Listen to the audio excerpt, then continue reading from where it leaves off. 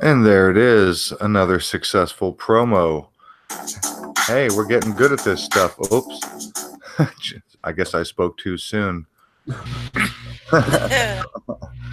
Gandalf and Amy, how you guys doing? Pretty good, bro. Hanging in. By the way, Aaron, what's up with your possible surgery? Well, actually, I don't have a conclusive answer yet. I went to a urologist today and they took some imaging. Basically, they just took an x-ray. I have a history with kidney stones, and the last time I had one, it was like a 9 millimeter stone, and they had to do surgery on that one. But at the time, they told me that I had a 4 millimeter stone somewhere in my kidney that I could expect sometime in the future. Now, that was many years ago. And now I'm starting to feel some weirdness and discomfort in my lower abdomen right in that area. And I'm thinking I've got a stone on the move. So I saw a urologist today and they took an x-ray. And actually, while I'm almost there, I'm going to do another screen share. I want to show you guys something because I actually recorded my conversation with the doctor and I took a quick shot of my x-ray, and if I can just find it here. Where did it go? Where did it go? Let's see what happened to it. The computer elf stole it. Yeah, it was here. Wait a minute. I think it's over here. Here it is. All right, check this out. On the audio. Yeah. So tell me again what you thought that was. This is a phlebolith. Okay, right there's a phlebolith. This could be a stone. I don't know if that. Okay. He said phlebolith. That's the word of the day, ladies and gentlemen, boys and girls. The word of the day is phlebolith. It's new to me. Did you look that up in the dictionary by any chance? Well, he told me what it was, and I even asked him to spell it, and I'll tell you what, right here. Okay. So the best way to spell that for me, phlebolith? Yeah, PHLEBOLITH.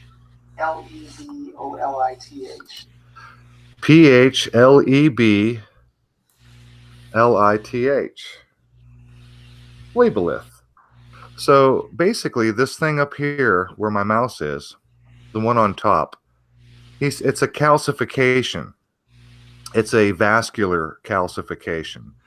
And he basically says that it's nothing to worry about. In fact, his wordage, listen to this. Okay. So the best way to spell that for me, phlebolith? Yeah, PHLEBOLITH.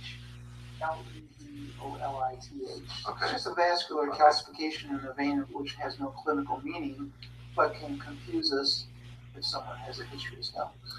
It has no clinical meaning. Do you hear what he said? What? What does it mean? It has no meaning. Listen again. Confuse us if someone has a history of stones. Has no clinical meaning, but can confuse No clinical meaning. I think you might need a new doctor, man. But can confuse us if someone has a vein which has no clinical meaning, but can confuse us. BOLITH. Okay. It's just a vascular calcification in the vein which has no clinical meaning, but can confuse us. has no clinical meaning. I think you might be right, Gandalf. I might need a new doctor. That's one of the weirdest things I've ever heard from a doctor. You've got this thing that showed up on the X-ray that has no clinical meaning. Yeah,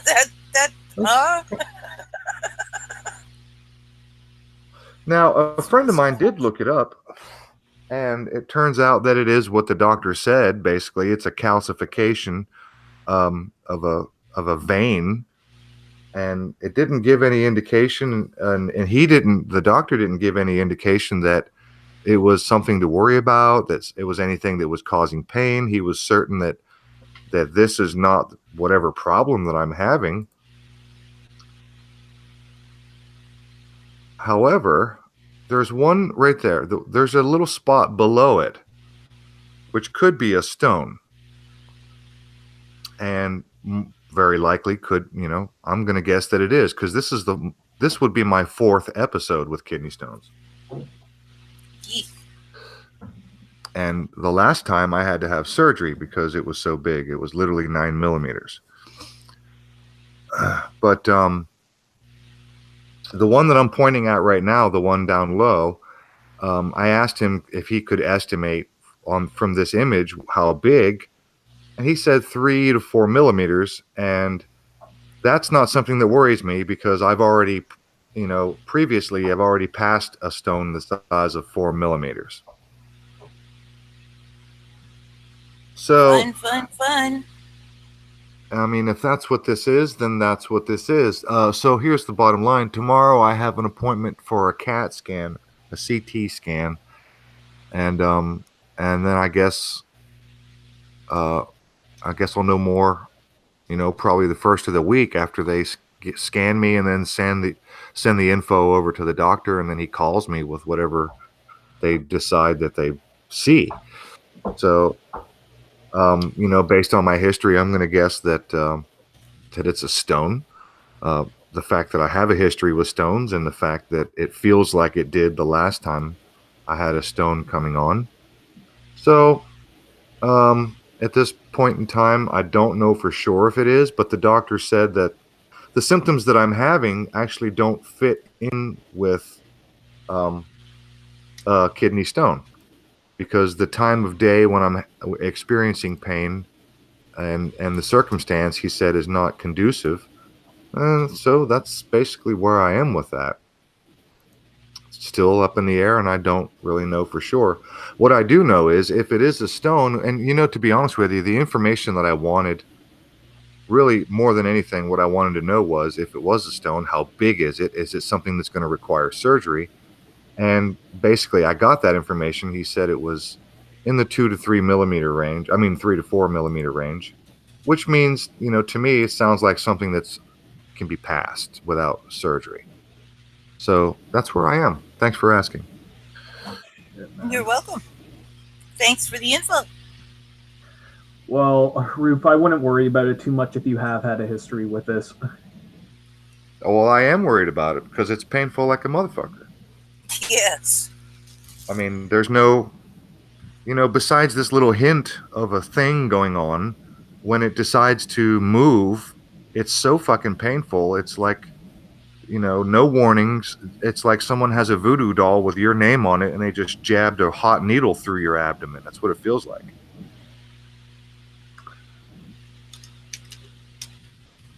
And do they remove that surgically, or? Well, it depends on the size, really. Like I mentioned, I have previously passed already. I've passed a stone the size of 4 millimeters. Now, it was more like a meteor. It was kind of oblong, and it was about 2.5 millimeters wide by 4 millimeters long. But, so, I have had a history of actually passing a stone that was the size of 4 millimeters. And I somewhere I got a picture and even maybe a video of my old stone that I actually captured, because they gave me a strainer to pee through, because the doctor wanted it. They want to test it to see what mineral it was made out of, because from what I understand, there's calcium stones, and then there are uric acid stones. So they wanted to know what kind it was.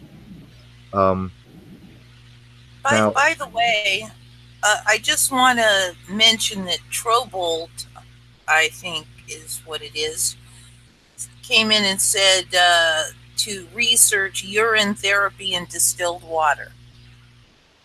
Trobolt. I was actually going to just cover that actually just now before Amy piped up. I was going to talk about how I've actually changed my dietary intake, particularly liquids.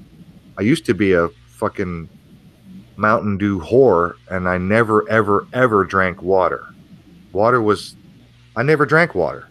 And I literally drank Mountain Dew like all day, every damn day for years and years and years. It was like the only liquid intake that I had. And that went on for more than a decade, maybe two. Wow. Um, and before that, like the first kidney stone I had, I was probably about 19 years old. And again, I wasn't drinking water. I was drinking soda and beer. And that was pretty much my only liquid intake for the better part of my younger life. Now, about 10 years ago, when I had surgery on that 9 millimeter stone, was maybe right around the time when I literally dropped Mountain Dew altogether and soda. I haven't had, probably in the last 10 years, I could say for sure that I've not drank more than 3 full cans of soda. So that's how. I'm proud of you. Well, I wouldn't be too proud of me because I switched Mountain Dew to coffee, water, and wine. So when it comes to water, I do drink distilled water, actually. That's the only water I drink, except for the zero water. And I've talked about this before, the zero water filter system, which honestly, it's about as good as, it's about as close to like distilled water as you can get. And it comes with the little meter, the little electronic meter. You dip it in the water and it tells you what content. It doesn't tell you what's in there, but it gives you a readout of the mineral, like parts per million, whatever minerals might be in there. So I literally, I make coffee with zero water, and when I'm right now, I've got a big glass of zero water, and I've got a glass of wine sitting next to it. But I drink tons and tons of red wine, and I drink water, zero water, and I drink a lot of coffee. So that's, at least I don't drink soda anymore, right? So there's that. Yeah, well, water and actually coffee isn't the worst. As long as you're not drinking gallons of it, in which case, the way I used to drink gallons, okay, of coffee every day. And then I started having extremely high heart rate and decided the only thing that could be doing it was all that caffeine. So I mostly stopped. Anyway. But when we go out in the RV, we buy a bunch of gallons of distilled water. We don't drink water from the tap out of the RV. I just don't trust it. It's all a bunch of plastic pipes, and then you're using water from probably, fluoridated and who knows what kind of chemicals and minerals when you're hooked up to the system at any particular RV park. Plus, we bring our zero water filter system with us in case we run out or whatever. And so Nancy and I, plus the dogs and cats, we only drink distilled water usually. It's either distilled water or zero water.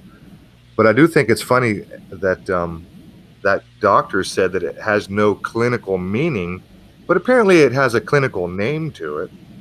Yes. I don't get it. I just don't get it. But I was at one of those like conventions. It was like a gun convention or survival convention. Mm-hmm. And I was talking to this guy who was selling like a water filtration system, and he was doing like this little demonstration, and he had a couple of cups in front of, and had different kinds of water in each cup. And he was showing you the different, mineral and salt content and the different, toxin contents and stuff. And he was talking about the acidity of soda, how acidic, like carbonated soda drinks are. And then he compared it to wine, And I was pretty surprised to find that soda is 2 to 3 times as acidic as wine. Oh yeah. Now, I knew that wine was like, pretty acidic. And I know that wine has a lot of what are called sulfides. But I knew wine was acidic because, like, the Baghdad battery, right? You can actually generate a current, and wine is very, very good for doing this with 2 different metals and a little copper wire. You can actually generate a current. But I was just actually taken back when the guy showed me the difference, but how much more acidic that soda is over wine. Well, when it comes to Coke, cops actually drive around with that stuff in their trunk. And if somebody gets splattered all over the side of the road, the only thing that'll clean off all the blood off the side of the pavement is Coca-Cola. Oh, really? Oh, jeez. Really? Yeah. So I wouldn't be ingesting any Coca-Cola. No. I have no interest in that. I remember a long, long time ago, somebody did an experiment where they showed how like an 8-penny nail will dissolve in a glass of Coca-Cola within a pretty, I don't remember how long, but a pretty darn short amount of time. It'll just dissolve an 8-penny nail. Yep. And people put that stuff in their system. That's delicious, though. Ew. Maybe I do crave. you. I do crave a soda every now and then.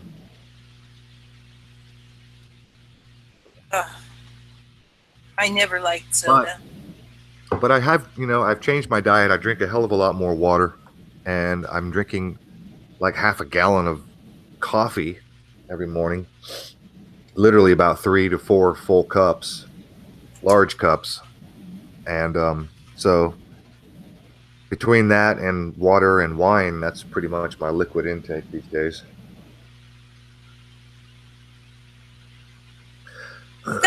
Dean's dude says, here we use Coca-Cola to clean toilets. It's about the best application I've heard.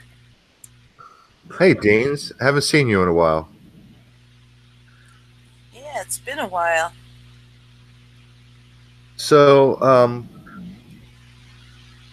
Coca-Cola, I've read an article a couple years ago that some people in South America, like some of the poor farmers, actually spray Coca-Cola on their plants. And if I remember, it's some sort of pesticide. There's a particular kind of bug or a couple of bugs that don't seem to like it.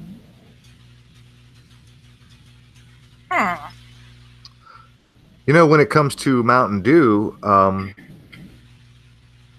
other people I've seen it, and I can pretty much attest to this, that Mountain Dew will not grow like mold. Like if you have a cup of soda and you leave it sit out for, several days, it'll get like a mold layer on top of it. Yep. Mountain Dew won't do that.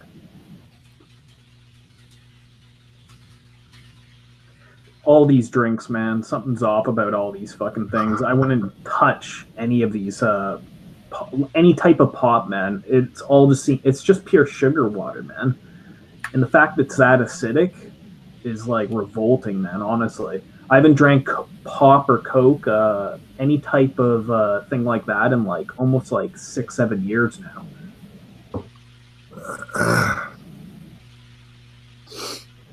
Oh, look, John LeBon's in the chat. Yeah, I noticed that. So real quick, John, since you're listening, I got a question for you real quick. Based on the comment you left me on my last video, are you flat Earth?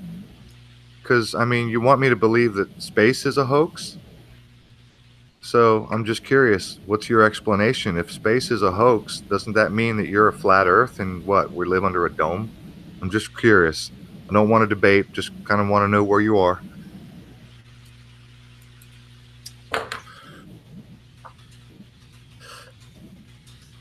Johnny Supertramp's got a new Lift to Veil court trial video. That shit's funny, man. That whole series Oh, is hilarious. it is. It makes my day every time I see one. Yeah, I hope he keeps going with this. Yeah, and he's pretty much using it as practice because he's trying to, get good at doing graphics. I think he's getting pretty good at it. Oh yeah. Very. So outer space is a hoax, but flat Earth is a joke. Well, maybe you could rectify that because I don't see how the two of those go together. That's, I mean, how is it? If flat Earth is a joke, then okay, John LeBon's not flat Earth. He's a ball Earth. He's a sphere Earth. How is it that we live on a sphere Earth and space is a hoax? Now, what kind of model are we talking about? That's a good question. I'm stumped. What if we're in a hollow Earth, but it's flat? You know. Oh no. I don't know, but I don't even want to go there, dude. Okay, that's probably a good call, man. The false dichotomy. Rufus Cat's still buying into the false dichotomy between flat Earth and spinning ball. Okay, so John LeBon suggests that there's something in between flat and round. So is it a tetrahedron? Is it an octahedron? Are you like on the bandwagon with Lord Stephen Christ? Are we living in a convex Earth? Are we brains in vats? Is this a hologram? I don't understand, John. But anyway, again, I don't want to do debate, especially not in the chat because there's a delay and it's just not the right platform. So Gandalf, what have you been up to, man? Well, I've been kind of putting this off for a long time, man. For the longest time, like when I used to come on YouTube, I really wanted to avoid this subject, but here and there on Josh's Hangouts, I admitted to people that, yeah, okay, I have credence to the possibility that there is some type of creature that's unexplainable that lives in the woods. And, like people just like think it's hilarious. Like, and no, I totally understand that perspective that it's a ridiculous topic. But certain parts of the whole Bigfoot phenomenon, like, lends me to believe that it actually does exist. And, I'm not 100% certain, okay? So I'm not going to say 100% without a doubt I believe that there's a big, hairy ape-man living in the woods. But a lot of the information that's out there lends me to believe that maybe I'm in the 75% range that there is some type of creature in the woods that we call Bigfoot. Okay, so some type of creature in the woods that we call Bigfoot. So I'm assuming that you're talking about a hairy bipedal thing that's been described by millions of people. Yeah, that's it. Bigfoot, Sasquatch, the Yeti. I believe this thing exists. For the most part, I do believe it exists. I'm leaning towards it existing. Lady Zaga said she has an experience with Bigfoot. I hope you're not talking about some guy you were dating. Okay, listen. All right, listen, I'm not trying to make fun, but there's gonna be some jokes tonight, okay? And just so you know, I'm not throwing Gandalf under the bus, but I am gonna be very skeptical. And we're pretty much gonna operate tonight as though Gandalf were the guest, and I'm gonna kind of interview Gandalf, and that's pretty much how we're gonna run tonight. So just in case anybody's wondering, we're gonna go ahead and explore the Bigfoot thing because it's something that Gandalf has been into for a long time.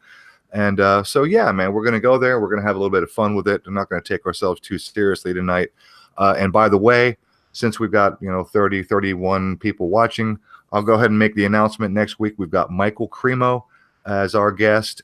He's the author of Forbidden Archaeology and The Forbidden Archaeologist, a couple of books. And I think he's got Human Devolution is another book that he has written. So, yeah, that's what we have next week. And we're doing it, man. We're doing the Bigfoot thing tonight. So we're going to have fun with it. And there's going to be some jokes, but I don't mean any disrespect if I start cracking wise jokes. So there you go. And I'm sorry, Gandalf. I don't mean to, poo-poo the idea, but we're going to talk about it and we're going to have fun with it. You know what? That's the only way to come at this topic. It's really the only way. Like, most people, when they hear Bigfoot, they think it's like the most ridiculous of all conspiracy, anything fringe related. Like, it just sounds like it's like the most out there topic of all. Beyond UFOs, Bigfoot, I would say, is at the top of the list for kooky subjects. Yeah, it is. It's pretty fringy stuff, but it's not new though. It's pretty old though, right? Because like one of the questions I have for you in particular, and in fact, this question was spawned by a comment from Sandra Textera. I forget exactly what she said, but it made me think of this question that how old is the Bigfoot story? Do you know? And if you do know, is it older than claims of the Bible? I mean, like, are there Bigfoot stories that go back 2,000 years? Oh, beyond that, there's stories that go back 3,000-4,000 years. Okay. You know, it's one of the oldest human legends and tales that kind of is kind of shunned at slightly. But there's a lot of evidence for these things going back, way back, as far as human history begins to record it. Keep your eye on the chat. Everybody's just cracking jokes. It's gonna be a fun night. Yes, I think. Okay, so all right, so Bigfoot is older or as old as the Bible. So you're saying as old as 4,000 years. The Bible is actually, if I'm not mistaken, the original or the first books of the Bible were actually written around 4,000 years ago. And the entire Bible was written over a period of, I think, about 1,700 years as a collection of books. So when you say 4,000 years, that puts it right in the area, in the range of, the beginning of the Bible. So who was talking about Bigfoot? What culture? Who was talking about Bigfoot 4,000 years ago? Well, I know specifically of the Native Americans.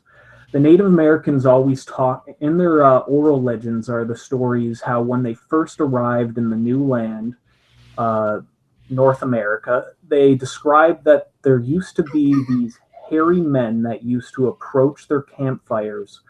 And there was, what the Native Americans say, there was actual friendship between these creatures, these hairy men that lived in the woods, until there was a time when many of the first Native Americans tried to kill a large population of these creatures, and then they retreated into the woods. And since those days, roughly this would be 10,000, 12,000, 15,000 years ago when the first Native Americans arrived, there was a period of maybe 1,000 years where they were friendly with these creatures, these Bigfoots.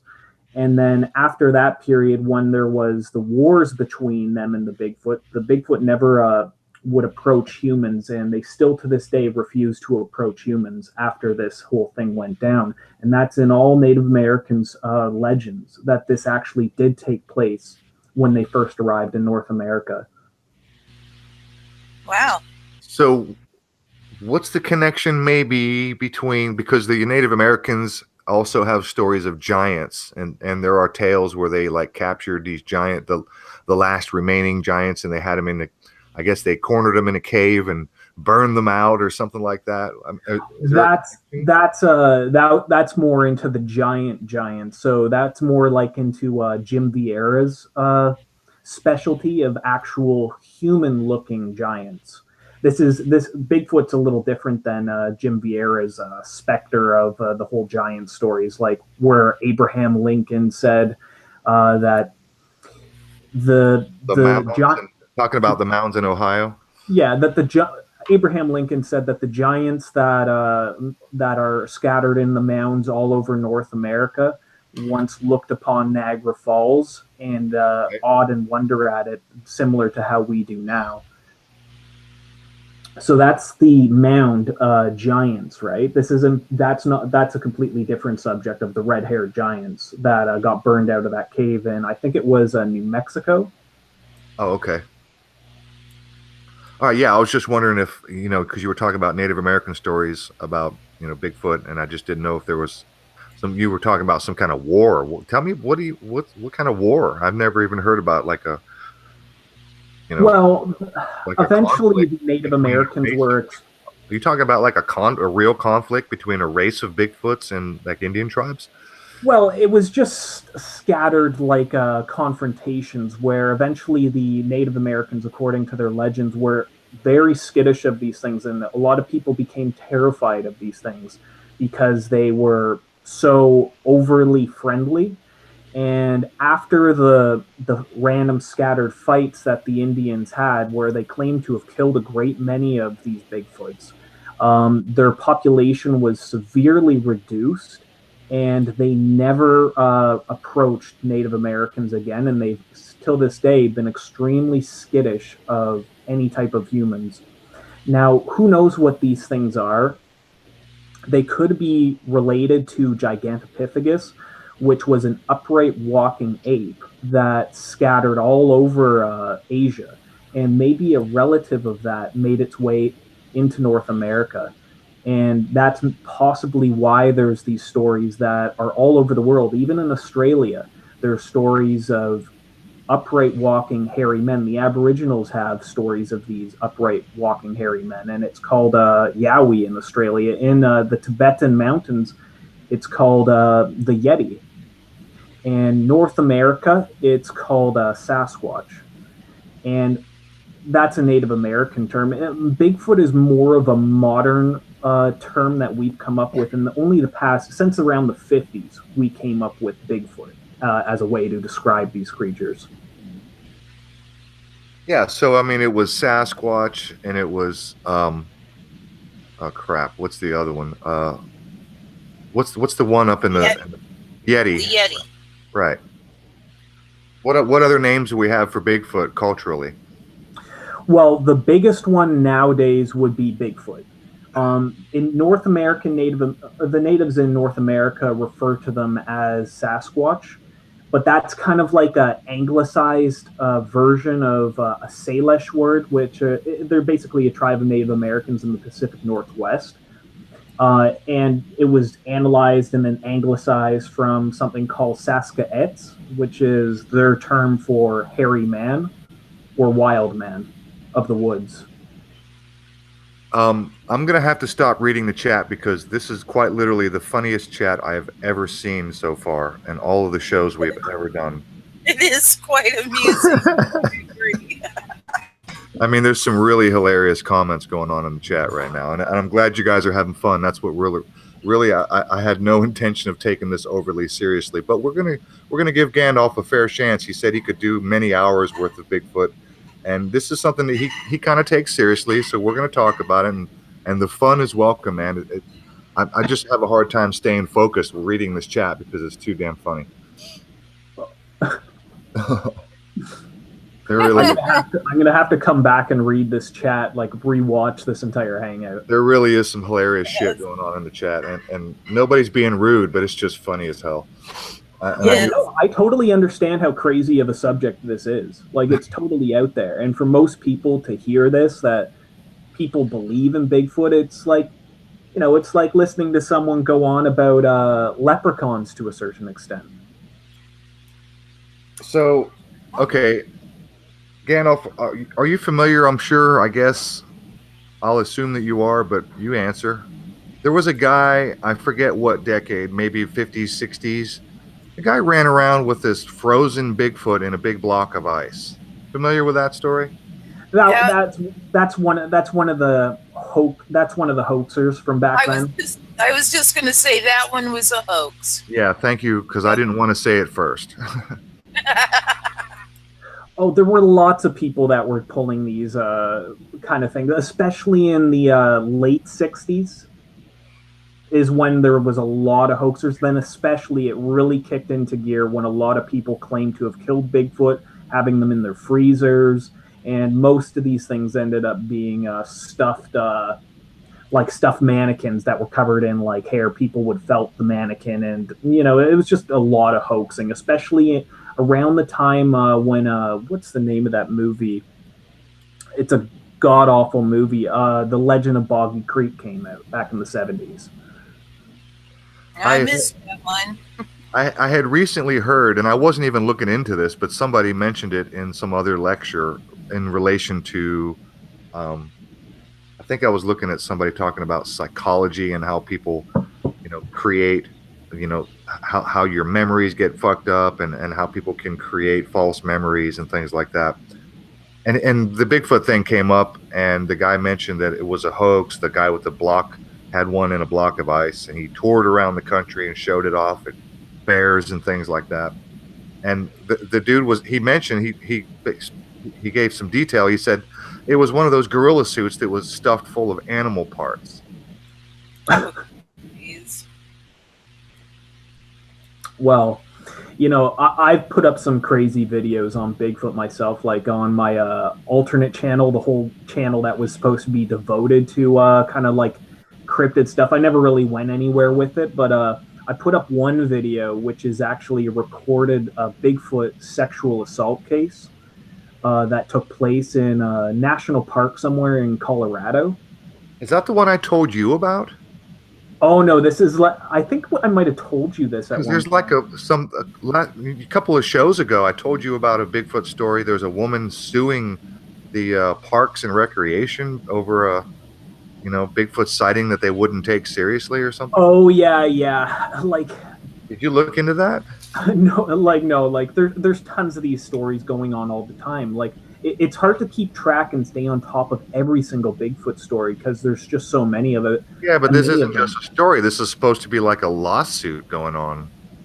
It's not going to prove Bigfoot, but she's supposedly suing, I think it's California Parks and Recreation, over, a sighting or an encounter or an injury that she acquired or something like that. No, I don't remember that really.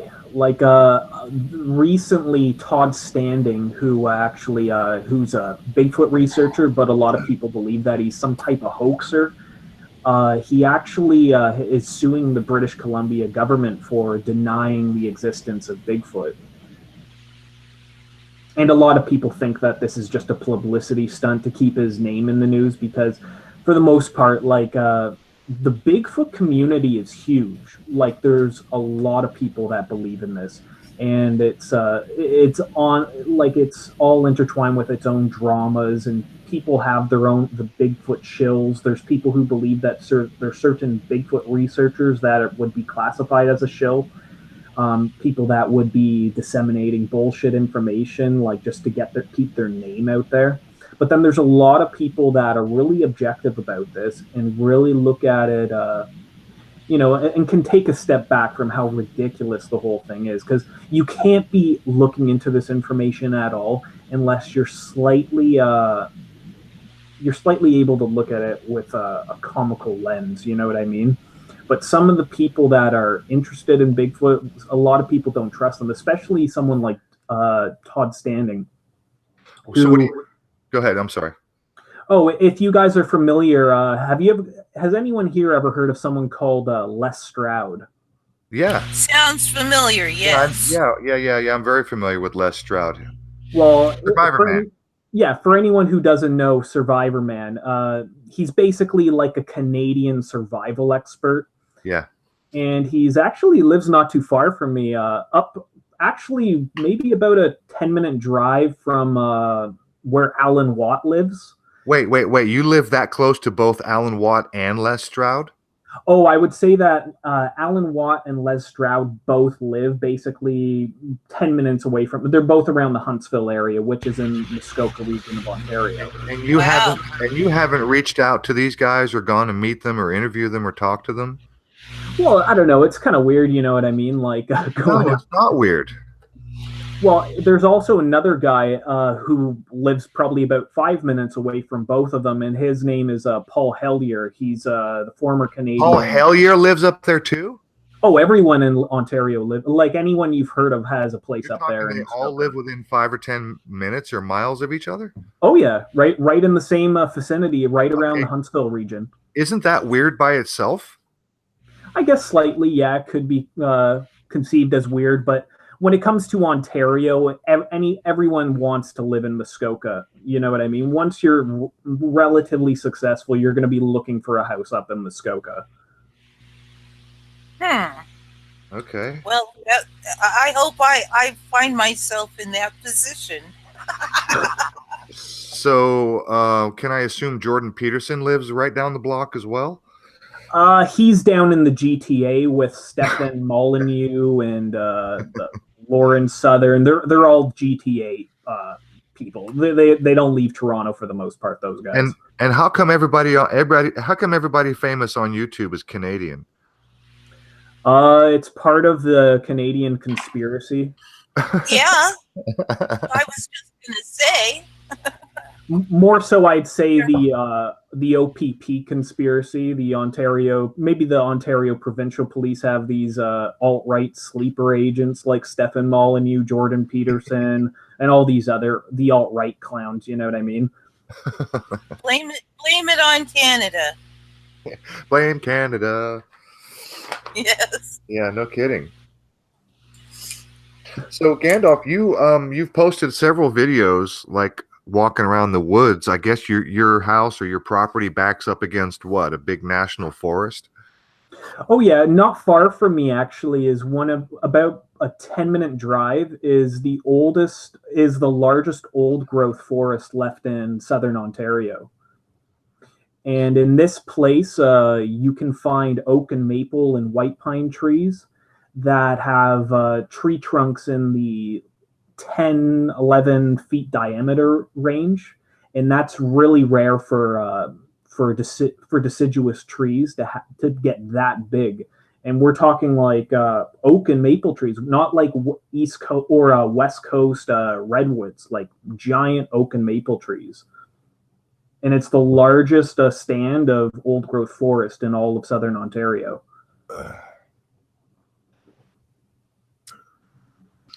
Well, now that I think about it, I'm actually starting to get on board with this Canada conspiracy. Because like everybody who's either famous or anybody who's or cool. Because I mean, honestly, you're from Canada. Ian was from Canada. Our favorite YouTuber, Mark, Global Agenda's from Canada. Freddie's in our chat right now. He's Canadian. They're in there talking about Canada, who's in Montreal. Holy shit. Is anybody from America around here? Yeah, I found it really strange when I found out how many people It's almost disproportionate amount of Canadians that are like, go ahead. Sorry. I don't know what the whole region is. Maybe it's because we're forced to live inside for such a large period of the year. That my cabin fever. That would explain a lot. Oh well, Woolies, Pie Man Woolies from Roof's neck of the woods. Actually, Justin Woolley is from Atlanta, dude. He's from Marietta, Georgia. Oh, we got Lady Zaga in Toronto right now. Oh, cool. Yeah, Justin Woolley was in Marietta, Georgia, a suburb of part of Metro Atlanta. I'm a Earthian. You're Earthian? Yeah, I'm not American. I'm not Canadian. I'm Earthian. That's a good way of looking at it. You know, from Futurama, they say Earthicans. Well, I guess. I guess we could use that term. Oh yeah, I almost forgot about Jeff C. and Lee Stewie are right in the same area as Canada. Right. Yeah. I don't even know who Lee Stewie is, but we all know who Jeff C. is. Yep. So maybe we're all in communications with each other, you guys. I'm just putting this out there that all the people in southern Quebec and southern Ontario, maybe we're running some kind of massive truther LARP. I'm sure of it. Well, certainly a hell of a lot of Sasquatch stories come out of Canada. I mean, you guys got more wilderness than anybody in the world.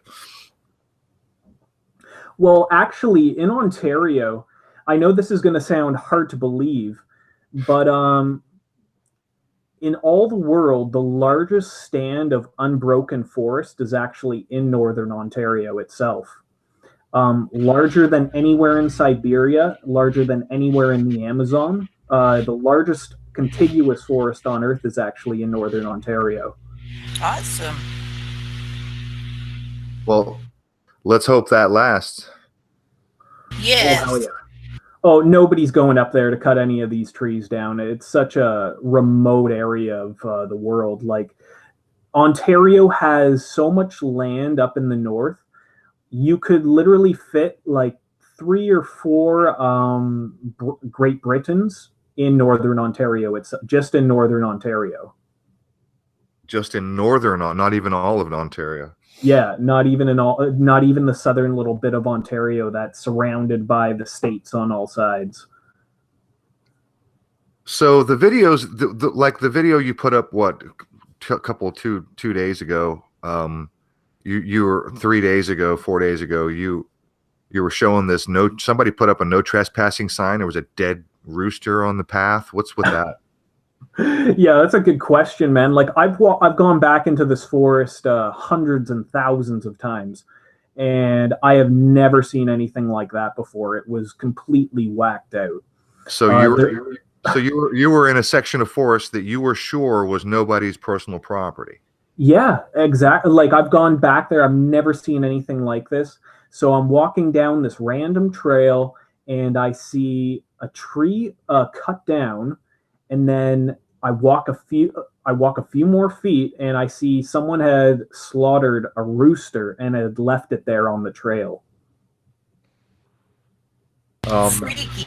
Did you examine that rooster any closer after, because from the video, it just looks like you had a look at it and walked on past it. Did you actually examine that rooster to see if it was, an animal or, it was headless, right? Was it headless? Dude, I didn't even get too close to it. I did not want to breathe the damn thing because I didn't know how long it was around there. But honestly, it looked like it was slaughtered in the past 2 days from the point I had walked up on it. And that's why I took a completely different route back to get to my house. Okay, so, all right, now I've got a good question for you. Because I know you have trail cams, right? You got trail cams. Oh, yeah. Okay, so you're walking out in this area, back behind your house in a part of what would be a national forest area where nobody owns property. You're on a path, and you wander up on an area that you've probably been to before, that you see a no trespassing sign, and you see a tree that was cut to block the path from like bikes or ATVs, and a dead rooster. Did it even occur to you to set up one of your trail cams to watch that area? That's a good question. I was actually thinking about doing that, but it's kind of like out of the way. It's kind of a far off place. Don't give me excuses. You got a good. This is a good, subject. I mean, if you want to look at a piece of forest, this is a piece. You might find out who the hell is posting signs and cutting off chickens' heads and cutting down trees, claiming the area. Maybe Bigfoot put that sign up. Well, Bigfoot would have to know where to buy I also found a no trespassing sign there, not far from it. So I don't think it was some kind of paranormal thing. I just think there was some kind of wacko living in the woods that put this up. You think somebody living in the woods did that? It could be, yeah. Like there's a lot of weird stuff, like especially up in the north, but when it comes to that, but down here there could be some guy living up on the side of the hill somewhere in the woods. I wouldn't put it past somebody. Down here in America, we are fascinated with these reality TV shows. We got Alaskan bush people and all kinds of survival shows. Les Stroud it was really popular for a while, and then there was Bear Grylls, and then we've got Survivor, the TV show, and all these different kind of survival. And then we have Alone and Naked and Afraid. We've got all kind of crazy ass survival wilderness TV reality shows. So shit, I just lost my train of thought. I wanted to ask you something interesting. Crap.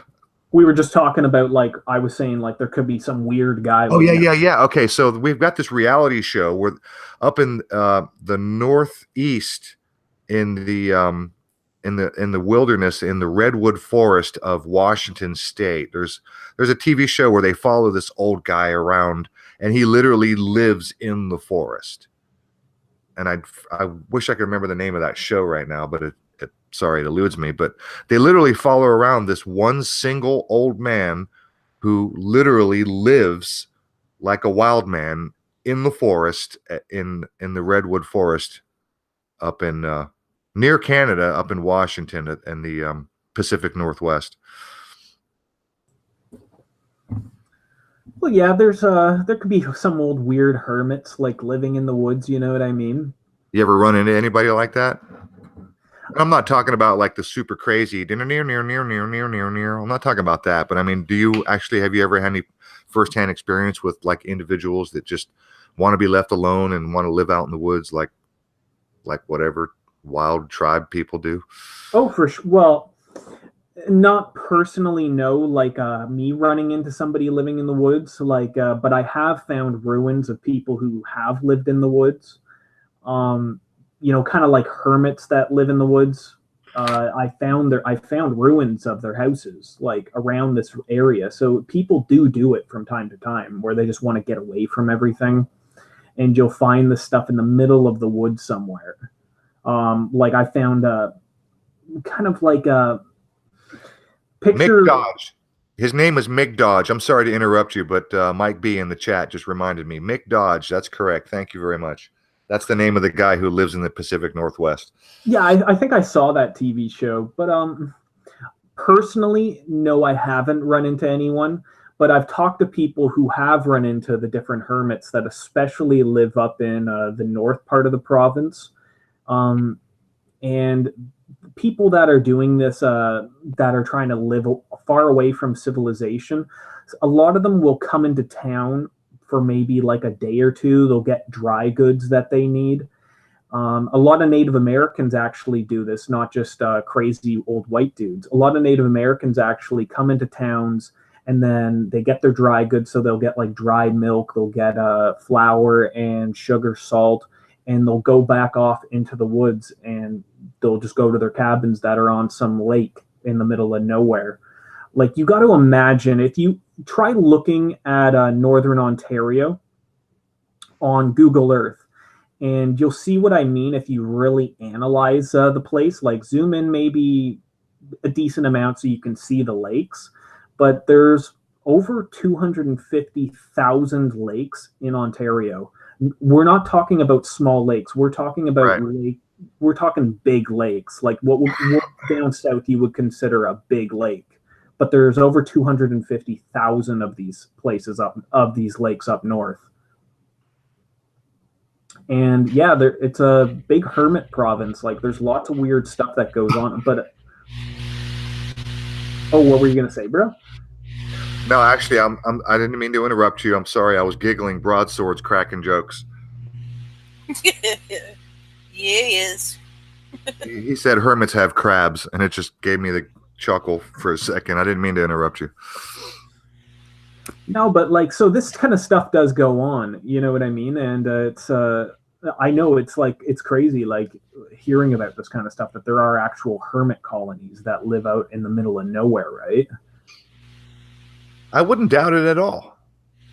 No doubt at all that there are people who literally have just abandoned everything to go live on their own. In fact, there was a movie about this young kid who went up to Alaska to do that, or went, maybe it was somewhere up in North Canada. Actually it was Alaska. Yeah, it was Alaska. And then he accidentally ate some plant that was poison, and he was living in an abandoned bus out in the middle of nowhere, and he wasn't able to procure enough food for winter, and he ate some bad plants, and he fucking died. Yep. He ate the that movie came out in the mid-2000s, I think. Yeah.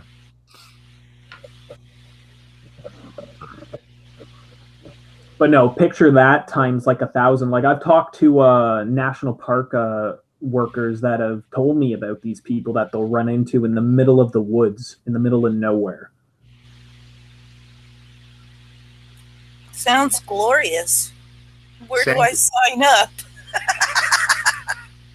Sandra, I've noticed you, sweetheart. It's really tough to read and type in the chat and have a conversation. It's very, very distracting. I can only pipe in the chat every now and then. So yes, Sandra, I've noticed you, honey. Thank you.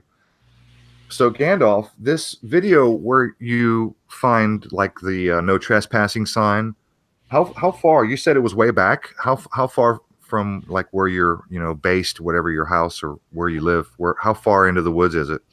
I'd say about an hour. An hour walk? Yeah. Well, that's not too bad. I mean, you were obviously there for no reason, and now you've got a reason to go set up trail cams. But that's the reason I have not gone back there and set up a trail cam, because it is in the middle of it's almost in the middle of nowhere. Yeah, but you're armed, right? Well, as armed as a Canadian with no gun license can be. So do you have to have a license to have like a hunting rifle or a shotgun? Yeah, so I don't have the license currently. Like I used to have one back when I was in high school, but I don't have my license up to date right now. So in Canada, handguns are illegal? Totally? They're restricted, so you need a special permit in order to carry a handgun. But long rifles aren't restricted. It's kind of easy. It's only a couple $100 to go and get your hunting course done and your firearms ownership. Okay. But anyone can own guns. It's not like it's like something that Canadians can't have, but we're not allowed to have like M16. So you still have to have like a government like license to have a regular shotgun or hunting rifle? Yeah, so even that, you got to have a license for that just to own one? Yeah, to have a shotgun, a rifle, you need a license. Wow. Okay. That sucks. I gotta read this. Sandra says, if Gandalf has not shot Bigfoot, I'm going to leave this stream a bit frustrated. If Gandalf has not shot a Bigfoot, I'm going to leave the stream a bit frustrated. Yep. All right, Gandalf, you could lie to us and at least tell us you took a shot at one. Well, I don't think I would shoot at one even if I had the thing in my crosshairs, honestly. So what do you think of the Les Stroud footage? Because like I said, Les Stroud here in America, his TV show was really popular. He did very well. He even I think he was even interviewed on Coast to Coast. I think George Norrie interviewed him once or twice. I think Jimmy Church might have interviewed him. So Les Stroud has made quite an impact here down in the States. But at the end of his fame when his TV show was pretty much fading out, they started milking it with Bigfoot stuff. Well, the whole reason that Les Stroud started doing that with the Bigfoot is because he actually had two things that happened to him during his time filming Survivor Man, where Les Stroud believes that he had close encounters with Bigfoot, most notably in Alaska. So what do you think of have you seen the footage that Les Stroud put out? He went up and he was doing some actual shows, like at the end of his series, right before he was off the air.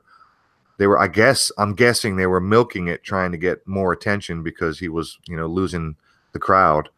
But he did a couple of shows where him and this other guy went up out in the wilderness a couple of times looking for Bigfoot, and there was some footage. And his buddy, and it wasn't Les's footage, but Les featured the footage of somebody else who literally zoomed right in, and you could see a full face, and it blinked, and you could see his eyes, and it literally blinked at you on camera through the trees, and it was that kind of clear footage. Have you seen that shit, and what do you think of that? That's Todd Standing, and that guy's believed to be a hoaxer. And, he's the guy who's suing the British Columbian government for not confirming or denying that a Bigfoot exists. And a lot of people don't trust Todd Standing. He's kind of like a bit of a joke, and he's kind of not trusted. This is a guy who will take people out into the woods, but you got to pay him like $1,000 a head to go out into the woods with him. And yeah, he's not a trustworthy person. I think that was, who knows what that was. It was probably some type of, I don't know, either CGI, who knows what it was, but I do not believe that that guy's legitimate at all. Okay, so you and I have already covered this, and it seemed when we did cover it that you were not aware. And what I mean is the upside down trees. Oh yeah, that's a very common Bigfoot motif. You'll see that all over the place. A tree that's been ripped up by the roots, and the tree's flipped over and stuck its head in the ground, and it's basically a big crown of roots that looks like a big mushroom, basically. But it's one of the most common Bigfoot motifs all over North America. Okay.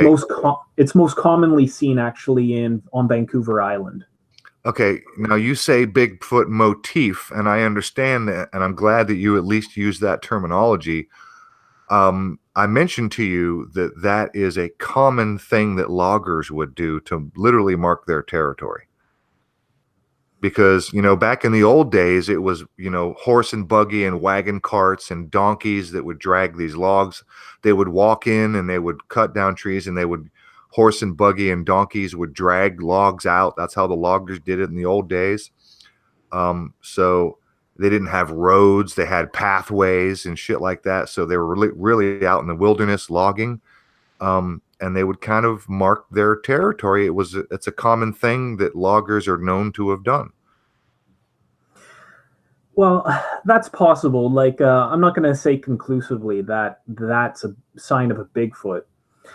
There's lots of different signs for Bigfoot, though. There's the teepee structures that will be seen in the forest. So that'll be like a set of trees in the middle of a forest that are all broken down, all hitting the same direction, and basically form their own little teepee. Then there's the trees ripped out by the roots and with the tree flipped upside down. Those are the two most common tell signs that people look for when they're looking for a Bigfoot. So, okay.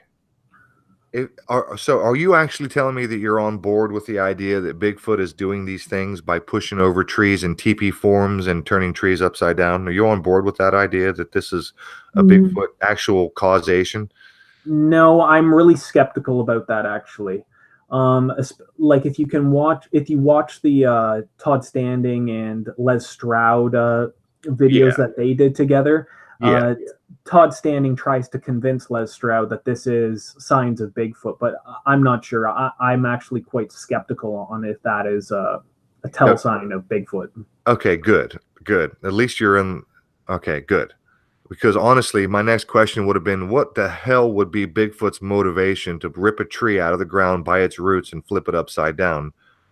What possible motivation would Bigfoot have to do that? Good question. Well, possibly their rationalization would be that it's basically to ward off other Bigfoots, or it's as some type of warning to humans. Okay. And I guess the same question would apply, and you don't have to answer again. It's rhetorical. But, the teepee formations, it's like, why, what motivation would there be to... Same story when it comes to the teepee formations, that it's simply Bigfoot trying to ward off other Bigfoots or humans from entering its territory. Okay, so, but you still, you live in a forested area, and I know that you've seen trees fall, and you've heard them fall, and you've had ice storms where trees fall over. And I know for sure, if you live in a wooded area, you've seen trees get hung up on each other when they fall. They don't fall all the way down. They get snagged on a big branch, and then you got a dead man or what's called a widowmaker.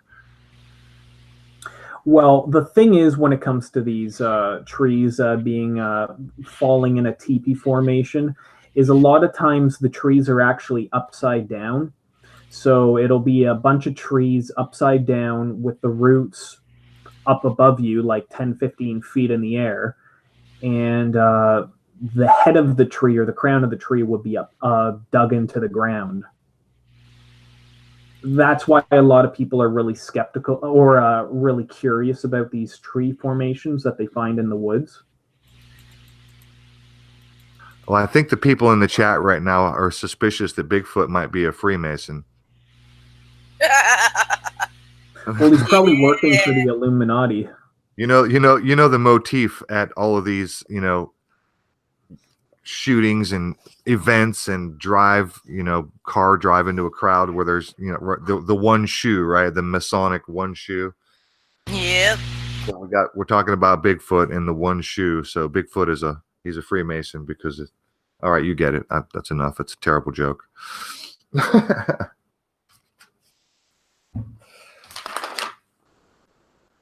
So let me see. What do you think? Just curious, what do you think about the guy who was killed pretending to be Bigfoot and jumping out in front of cars? Have you heard that? You heard that story? No, I've actually never heard that. When did this take place? Oh, that's shit. new on me too. Oh, now I got to look it up. I heard about it. I don't have details. I just heard about this story. I don't know where. I don't remember when. It was a couple of years ago. But there was some guy out in the middle of nowhere pretending to be Bigfoot. He was dressed up in a big gorilla suit or some shit.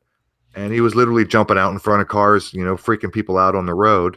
And I guess somebody didn't swerve fast enough and they hit him and he fucking died. It was a whole news story. Let this be a lesson to you all. Yeah, kids, don't try this at home. Yeah, anybody going out in a Bigfoot costume is liable to get shot. Not so much up here in Canada, but yeah, not a good call. I'm actually going to look that up. Why don't you banter on and tell me something I don't know while I try to look this up? Well, I was going to ask this question to start us off to both you and Amy. When it comes to Bigfoot, what's your... when I say Bigfoot, what first comes to mind? Now, you seem to actually, both of you, be a little more knowledgeable than the average person. But what's the most famous thing that comes to mind when I say Bigfoot? Well, for me,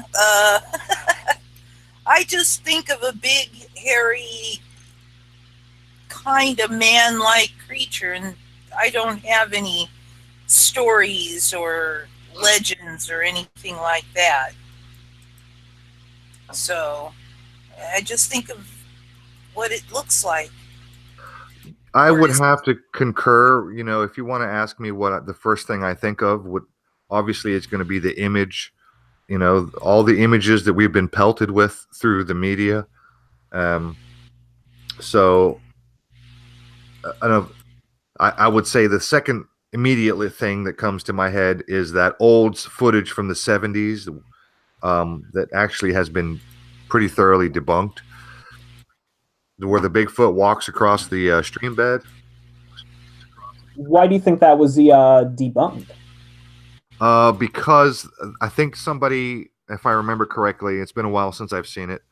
The flexing of the skin, the motion as it walks, there's a wrinkling of the skin that is more conducive of somebody wearing a suit. And if I remember, that was like the primary thing that set somebody off claiming it to be a hoax. And I'm not sure, but I vaguely, and forgive me if I'm wrong, and I do mean this, forgive me if I'm wrong, I think I vaguely remember the guy actually later admitting that it was a hoax, but I could be wrong. I might be thinking of something else. But I did find, if you want to comment, go ahead and I'll shut up. But I did find the articles where there was a man hit by a car. He was hit twice in an apparent Bigfoot hoax. That was 2012. So, well, go ahead. I can share these articles, or you can take over, whatever. Well, I was just going to say that when it comes to the Patterson-Gimlin footage, that's yeah. Go ahead. I'm sorry. That's never been conclusively explained by anyone. Different people have tried to explain that away as some type of man in a suit. But a lot of different people, especially animal experts, have examined this and said that there's no way in hell this is a suit. Okay, well, I'm not in any position to argue. All I know is what I think I remember, and I'm sorry, that's not much to go on, but that's the best I have for you. Well, keep in mind, so basically, the Patterson-Gimlin footage was filmed in Humboldt County, California, and it's at a place called Bluff Creek. And these two guys went out into the woods, and they came across what they thought was some type of signs that there was something in the area. And they were riding on horseback. They came to a bend in the creek, and they saw the famous Patterson-Gimlin footage. And nobody has ever been able to properly explain what this was. A lot of people have claimed over the years to have actually been the person that was in this Bigfoot costume. And there's been over 10 or 20 people who have come forward over the years claiming to have been the person in the Bigfoot costume. And all of them have been completely debunked over the years. Many of them were nowhere near the area of this part of California when this took place. So it's just a lot of people that came forward looking to take credit for this. All right. So I'm looking at this article. I guess this is a Kalispell, Montana. A man dressed in a military-style ghillie suit. That's a sniper suit. That's with all the stringy, green and brown strings so that he can hide in the bushes. A military-style ghillie suit, and apparently trying to provoke reports of a Bigfoot sighting in northwest Montana, was struck by 2 cars and killed, authorities said. Don't you love the authorities? Yes. The man was standing in the right-hand lane of the U.S. Highway 93. Oh, there's 93. South of Kalispell. Kalispell. Ooh. Yeah, I was going to say, I think that's Kalispell. I just noticed it's Kalispell. Yeah, I did notice. And good on you, Amy. You picked it up too. So a man was standing in the right-hand lane of U.S. Highway 93 of Kalispell on Sunday night when he was hit by the first car, according to Montana Highway Patrol. A second car hit the man as he lay on the roadway, authorities said. Flathead County officials, identified the man as Randy Lee Tenley, 44. Oh, my God, what the numbers. Kalispell Trooper Jim Schneider said motives were ascertained during interviews with friends, and alcohol may have been a factor, but investigators were awaiting tests. What, they didn't smell Bigfoot's breath? He was trying to make people think he was Sasquatch so people would call in a Sasquatch sighting, Schneider told Daily Interlake on Monday. You can't make it up. I haven't seen or heard of anything like this before. Obviously, his suit made it difficult for people to see him. Well, that's probably happened more than once, and that happened quite recently. So, I wouldn't recommend anyone trying to go out and hoax people to ever do anything that stupid. There's so many people that want to, get credit for doing something crazy and like getting their own YouTube video put up of them. But that's the whole problem with this whole Bigfoot field of research, is that there are so many hoaxes and it's so hard to discern the bullshit from the truth, What was that guy's name again, Aaron? The guy that got hit?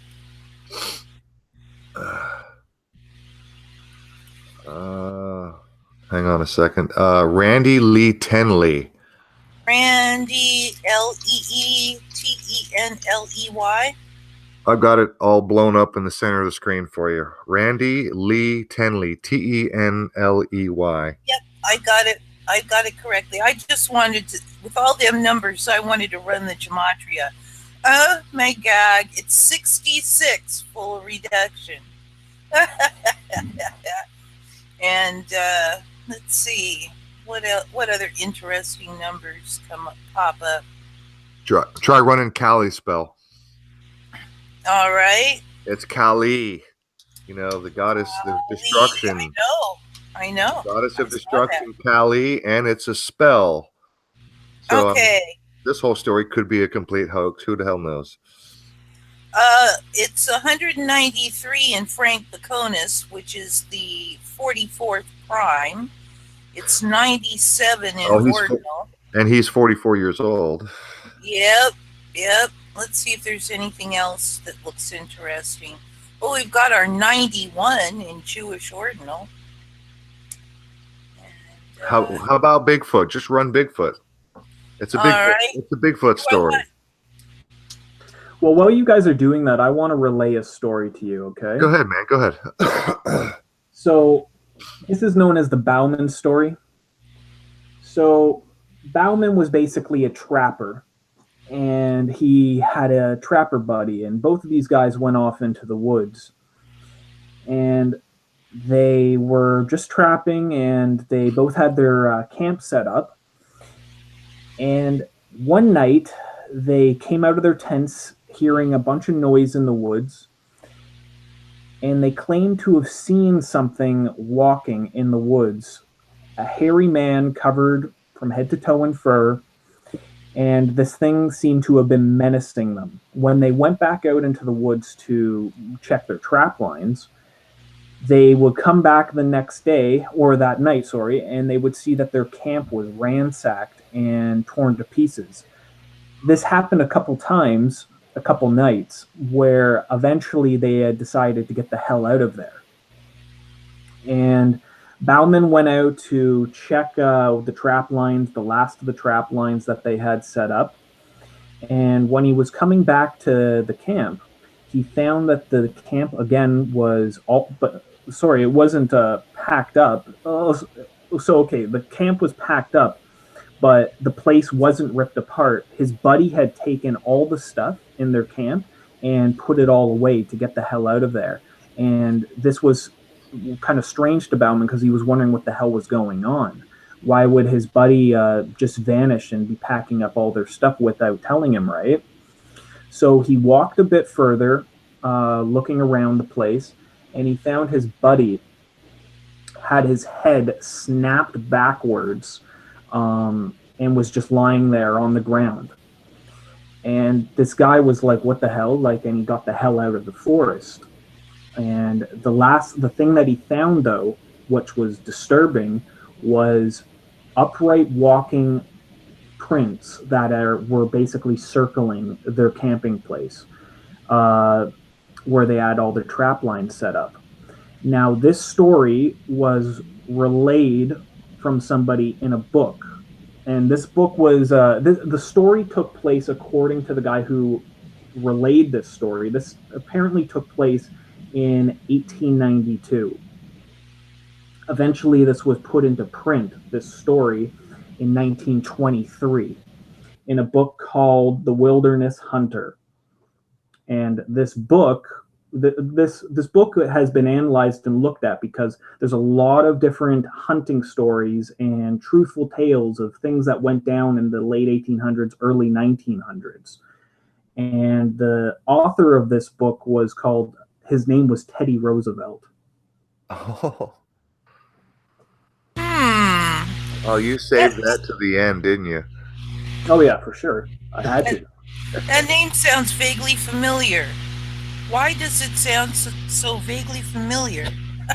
Amy, you might want to go into your microphone settings and back off the input volume. When you unmute, there's like a shitload of like staticky, white noise, background noise. That's a little unusual for you. You don't usually have that, so maybe I don't know what's going on.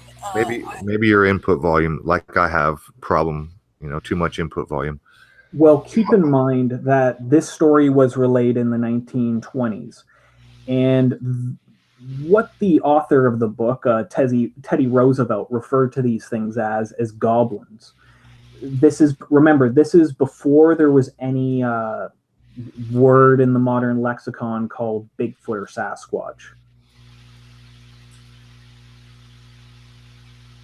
So this thing was referred to as the goblin, not as a Bigfoot or anything like that. But this lines up pretty well exactly with stories of Bigfoot, of a hairy man walking upright, covered in hair.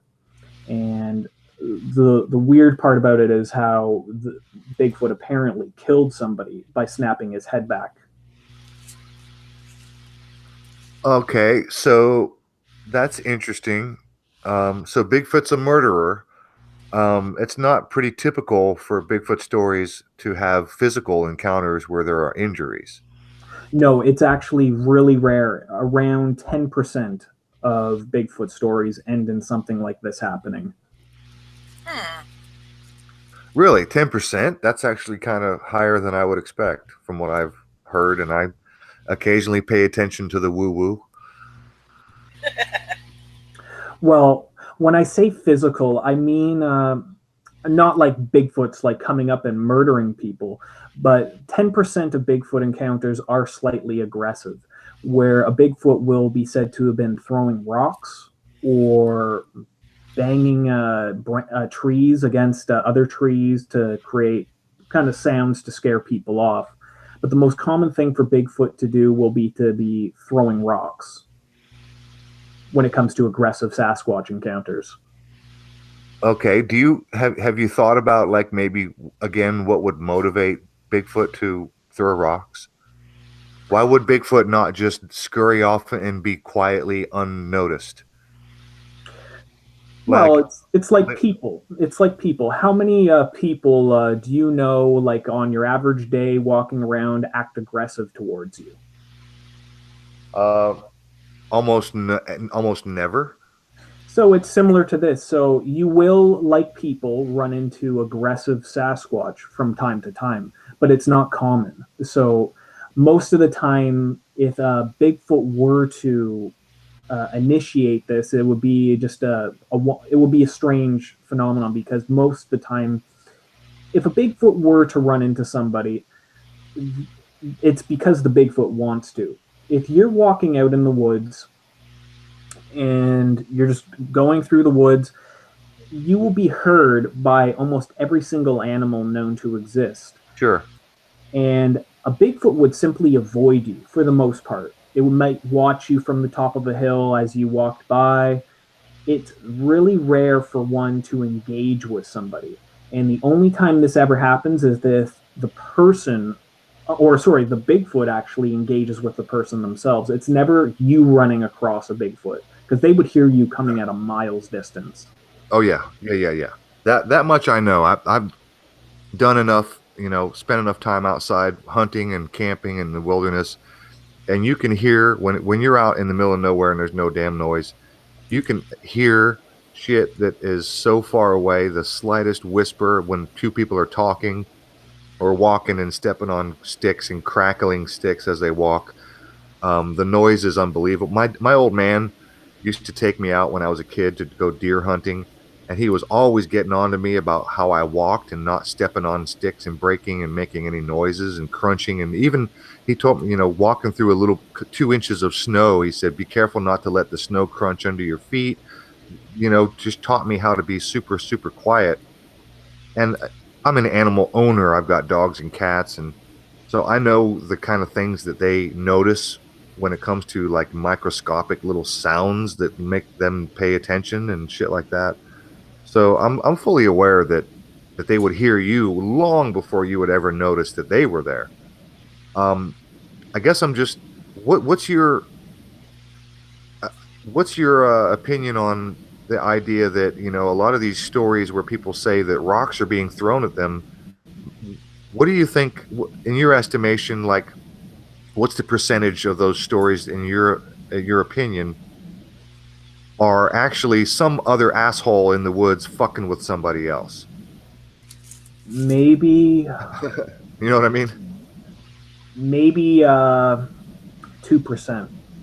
Oh, that small? Really? Yeah, there's a special reason for that, though. Most of these encounters that happen with people who claim to have stones being thrown at them, these happen in some of the most remote areas, like wilderness regions. And there's no way in hell there's going to be people running around tormenting people in the middle of nowhere. a lot of these stories, there's a lot more to it than just stones being thrown. You know, it's not just a simple case of somebody saying that they see a rock get thrown by them. You know, one famous story, like, actually was actually put on TV, and this actually happened west of Thunder Bay, which is in northern Ontario. So this is off in kind of western Ontario. This is near the Manitoba border, and this story takes place where a bunch of guys went camping. Well, not camping. They went out to this cabin in the woods, and all these cabins that are up there, you need to fly in. There's no way you can drive to these areas. The only way to get to these areas is to be flown in by float plane. It's like you're in Alaska, because there's no road systems that exist over there. And a lot of these stories actually come from regions like this, where the only way in is by float plane. So that's why I find it extremely unlikely that it's people throwing rocks at other people when it comes to these stories in particular. Interesting. So Laz says that the Bigfoot phenomenon is worldwide, and I'm aware of that, and probably you are too. Well, we said so at the start of the show. I think Laz is just getting in now. I'm just trying to segue into another question, Amy. Oh, okay. I'll shut up then. So you had mentioned that, you know, the Native Americans have Bigfoot stories that are as much as 4,000 years old. Is that the oldest story? Are there other cultures? Are you aware of other cultures around the world with like very, very old Bigfoot tales? Well, there's old stories of the Tibetans claiming to have seen them up in the mountains. There's stories even actually in Africa, and stories also including places like Australia, where Aborigines claim that they've seen hairy men living in the forest up in the Blue Mountains there on the east coast of Australia. You know, these stories are all over the place, but they also take place especially in the Ural Mountains region of Russia. And, you know, who knows how many of these stories there are, but there's no reason that these encounters wouldn't be reported all over the world, unless it was some type of worldwide phenomenon where these things exist all over the place. What do you think of the Lloyd Pye documentary or lecture that he gave? There's a YouTube video where Lloyd Pye goes into this whole Australopithecus, theory of his. Well, that's actually, when it comes to Lloyd Pye, I actually agree with him mostly on everything. I'm pretty sure that it is some type of hominid related to the Gigantopithecus. Now, keep in mind, when it comes to the Gigantopithecus, this existed, I forget exactly how recent, but it's within the 100,000 year mark. Similar to Neanderthal. Neanderthal was said to go extinct roughly 25,000 years ago. And more recently, on the island of Florence in Indonesia, it's been confirmed that within 10,000 years ago, something known as the Homo floresian was still in existence. So all of these species, from the Gigantopithecus to the Neanderthal to the Homo floresian, and the Homo floresian is basically an upright walking ape-looking man that's kind of similar to Homo habilis or Homo erectus. And this went extinct 10,000 years ago, according to story. On the island of Florence, people still claim to have encounters with this creature, but we're talking confirmed. There's no denying this. Within the time that humans have existed on Earth, roughly 300,000. I think our guest next week will have some contrary information on this, but within the confirmed time span of humans existing on Earth, roughly 300,000 years, there were 3 other upright walking hominids. And there's no debating this. that there were 3 other upright walking hominids. Right. Four technically, if you count Cro-Magnon man.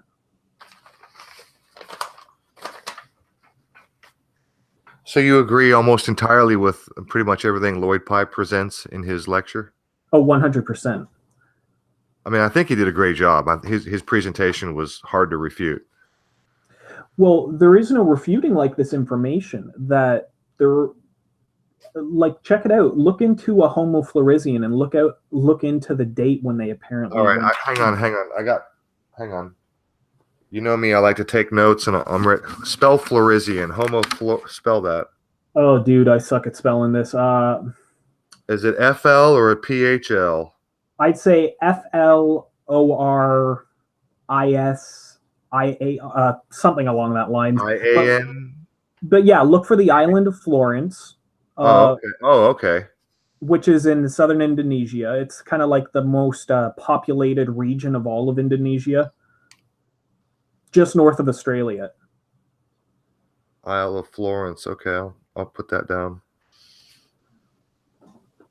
Homo floresian. That's not one that I've heard of.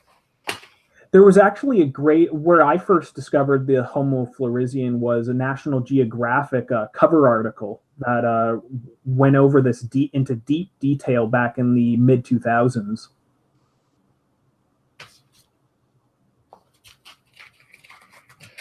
And So, yeah, no, go ahead. it just blew everyone away, especially the National Geographic, that there was this unknown hominid species that existed longer or more recent to us than even Neanderthal did. Okay. So is there anything that Lloyd Pye presents that you would refute? No, Lloyd Pye's pretty much spot on with all of his information. You know, he only brings forward information that can be confirmed. Like, when it comes to Bigfoot, I'm not going to go into the whole Star Child aspect of it, right? Okay, yeah, I was going to kind of go there. So you're saying you're in the camp that if Bigfoot is, you know, a real thing, that it's more likely to be a remnant of a Gigantopithecus or a Homo gigant. Well, even the whole thing is, when it comes to these upright walking hominids, remember there is no common ancestor for us to relate to earlier hominid species. So who knows how many dozens of upright walking hominids have not yet been discovered. You know, we don't know. You know, we don't even know our common ancestor that relates us back to the more primitive upright walking hominids like Lucy that was found in East Africa. But you're a skeptical guy. Oh, of course, yeah. So does it not make sense that maybe we would have had something a little more substantial by now? No. The reason that you know, you can get into really, like, this is where the whole Bigfoot subject starts to get really weird, is because a lot of people have different theories for why there would not be something more conclusive by this point. This is the big elephant in the room. Why has there been no body discovered? And, you know? Yeah, no skeletons, no nothing. And every time somebody claims to have a hair sample, it's always a brown bear. Well, one thing that you would find really interesting is David Paulides' DNA sample work that they've been trying to get over with the missing 411. It's actually kind of bizarre. A lot of the different samples that they've had brought into them indicate human DNA, and if not human DNA, 99.9% similar to human DNA is what they find. A lot of the samples are showing when they analyze them. But then again, we're about, I think, 99% or 97% identical DNA-wise to things like chimpanzees. True. Well, I mean, we actually, on that level, if you want to go there, we actually share DNA with bananas. Oh, of course. And jellyfish. And literally everything, every living creature on this planet has some part of their DNA that is dead on with everything else. So we're all literally connected, on the DNA scale somewhere. Well, that's the whole thing. David Paulides likes to get into the information and try and relate it as closely as is possible to the stories that Native Americans have been saying all along. That the Bigfoot or the Saskatchewan, it's anglicized to Sasquatch, is an extremely close cousin to us. And it can almost be interpreted as another human many times, and that they're extremely intelligent. And when it gets to their intelligence, what picture an animal, okay? So something like an owl or a deer. Now picture how well let's stick to mammals. So picture a fox. How well can a fox hear? How well can a deer smell? Now, let's transplant those two abilities, heightened scent, and let's go to owls for the hell of it. Heightened hearing, heightened smell. Like, we're talking about the senses of an animal, which are extremely heightened in comparison to humans. Yeah, better night vision, everything. So let's transplant those animalistic features onto something almost as similar as to a human brain. How well, if you were out in the woods, how well could you hide from humans if you had heightened senses of animals? If you were trying to get away from people, never come near people, how well could you hide from human civilization, including cars and all that, if you had heightened scent, heightened hearing, and heightened smell? How well could you hide from humans? Think about it. Pretty well. I would think that if you had better senses all around, it'd be far easier to hide than. And well, yeah. So look, I've been deer hunting, and I've had deer stand as close as maybe 20 or less yards away from me, and I looked right past them because they stood absolutely still and their color blended in with the leaf litter and the tree bark. And so all you got to do, if you're wearing a brown fur coat, all you got to do is stand still, and you're really hard to spot. Yep. So as long as you don't stink up a storm and you're not making any noise, you could hide from a human pretty damn easily. We're not very well adapted to pick that shit out. We sense motion. That's our big gig. Yep. Well, yeah, exactly. So we're dealing with some type of, when it comes to why they haven't been discovered, we're dealing with something that's highly intelligent and highly attuned to humans. Remember what the Native Americans said, that since the interactions that they had when the Native Americans first came over, they have been extremely paranoid of humans and will avoid them at all costs. So we're dealing with something that's perpetually hiding from human beings.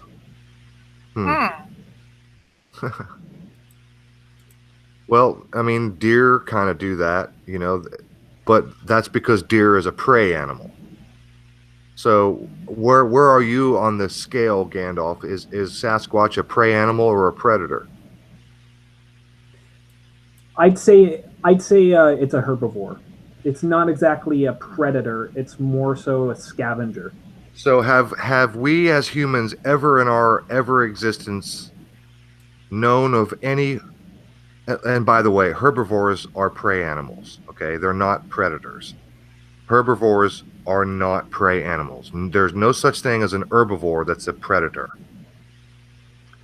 Now, omnivores, dogs, for instance, wolves, they'll scavenge and they'll eat all kinds of stuff, but they're predators. They will kill when they get the chance. Okay. Yep. So if it's an omnivore, then that means it's a predator, it's a prey animal. So on one level, it makes sense that they're perpetually hiding like a deer or a rabbit, right? Which also means that their eyeballs should be on the side of their head. Because if it's a prey animal, that's how prey animals have evolved to spot predators from all directions, because their eyeballs are not facing forward for Okay, depth perception. I'll right? retract it. It's an omnivore. Okay. So but okay. But it's All an opportunist carnivore when it has to be. So if this thing were to track down a rabbit, throw a rock at it, kill it, and eat it, it's not like it's hunting for meat specifically. Most of the time, I imagine these things would be eating things like roots, berries, mushrooms, and stuff similar to that. And meat is as often as humans used to eat meat back when we were in our more hunter-gatherer days. Okay, so bears, that's not too hard to fathom, because bears, their eyeballs, they're face forward, they're predators, and yet they spend a lot of time munching on berries and scavenging what they can. So they're herbivores or omnivores. That's all right, I guess. Let me see here.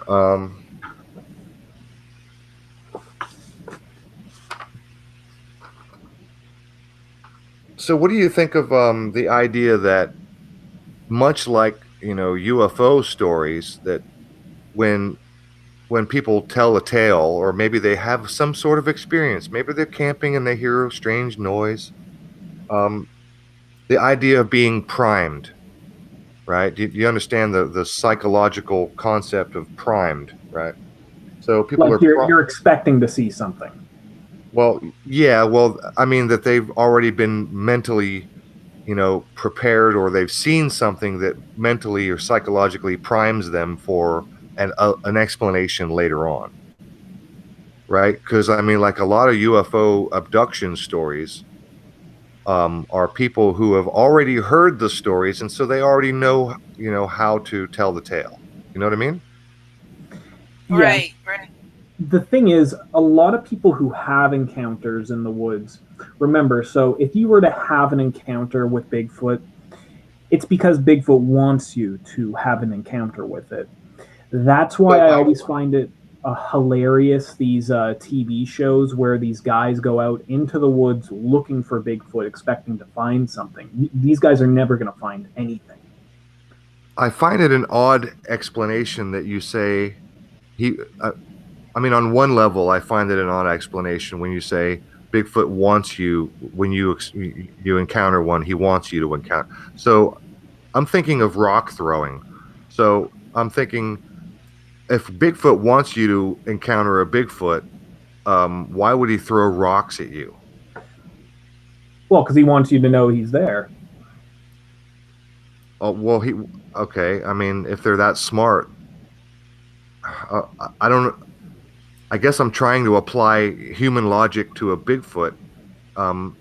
If I was in the wilderness and I wanted someone to know I was there, I wouldn't throw rocks. Well, 90% of times, I'd say, if anyone were to be near one of these things in the woods, 90% of the time, the thing's going to look at you from behind a tree and it's going to get the hell out of there. It's not going to confront you. But it's similar to, say you're walking down the road or down the sidewalk somewhere in a city. If you were to be making eye contact with every single person that comes across you, what's the odds that one of these people are going to say, hey, what the hell are you looking at me for, and try and get confrontation with you? It's rare for these things to interact with people, extremely rare. I'd say even 95% of the time they would stay within a mile's distance of you at all times.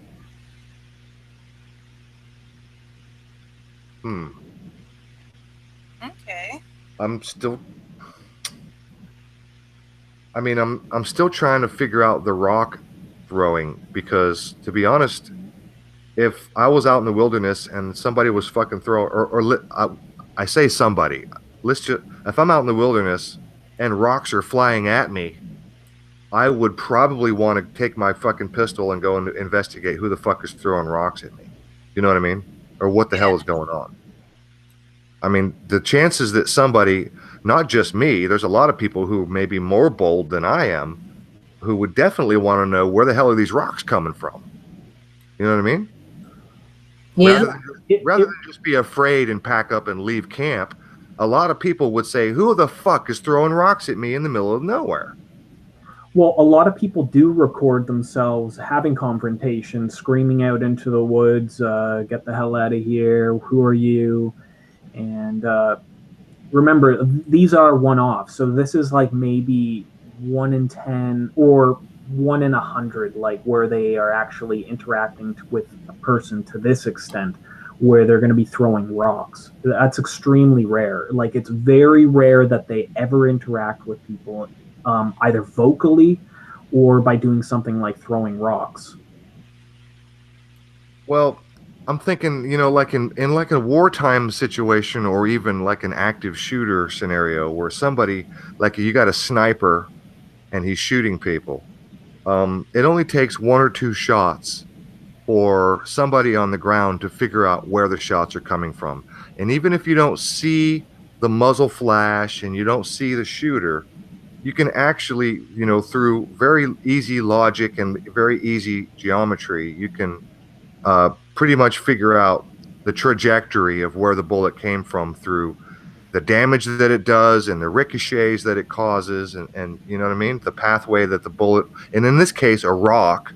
So if I'm out in the wilderness and somebody throws a rock, even if it's nighttime, okay, Yeah, you get a good idea of the direction. You can hear where the rock hits the ground, and then you can hear where the rock bounces and rolls through the leaves, and that gives you an absolute direction where the rock came from.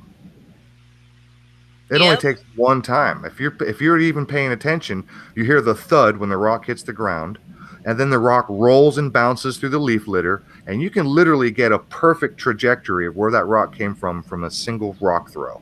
Anybody with a brain, that is. Do you know what I mean? That's really not that hard. And then it wouldn't surprise me one bit that there would be a lot of people within these encounters that would, take their pistol or their rifle and go find out who the fuck is throwing rocks. I just have a hard time with this whole idea of, and by the way, a lot of times when the rocks are thrown, these stories, it's like there's just a campground in the middle of nowhere. They're not doing anything. They're not being noisy. They're not being disruptive. They're just camping. And a lot of times they've already retired to their tent and they're very quiet. Maybe the campfire has gone out. And then for no reason, literally for no reason, rocks start flying. Well, yeah, these things, they're unpredictable for the most part. They're extremely timid, but they can be unpredictable at times where they will want to interact with somebody. And, if you're going to be going out into the woods and you start having one of these more rare encounters, like where one of them's trying to interact with you, if you start shooting off your gun, this thing's going to take off, but this thing's going to still be watching you. They're going to stay relatively close to you. They're highly intelligent creatures, highly, highly intelligent. Now, I'm going to remind you, I still, to a certain extent, am extremely skeptical about them existing, but I tend to believe that it's quite possible. It's quite possible that these things really do exist. Well, I wouldn't even give it time tonight if I didn't at least consider the possibility. Okay, I mean, as skeptical as I am, I can't rule it out. I just, without, it's hard to prove a negative, and it's like for me, and I'm almost in the same camp with UFOs lately, particularly abductions. As far as I'm concerned, the vast majority of all abduction stories are bullshit. I'm just starting to enter into that camp. I just don't see, my skepticism is overruling the anecdotal stories. There's just not enough there in an anecdotal story. And by the way, an anecdotal story typically won't hold up in court. You know what I mean? It's just not the kind of thing that anybody really takes too seriously. Right. But speaking of stories, why don't you tell us a good story? What's the best Bigfoot story, the most compelling story that you've come across? There's tons of great Bigfoot stories. Like, if you really want to get into it, there's tens of thousands of Bigfoot stories from all over North America. Dave Paulides, he gets into a lot of ones, missing 411 cases that could be related to Bigfoot. But some of my favorite, one in particular that took place out in BC. Now, this story is known as the Albert Otsman account.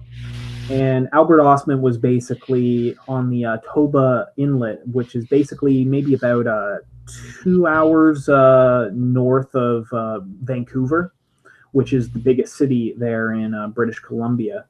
And so this guy was out, and this happened in 1924. This guy was out in the middle of nowhere, just camping, and he was just sleeping by the fire. He had no tent.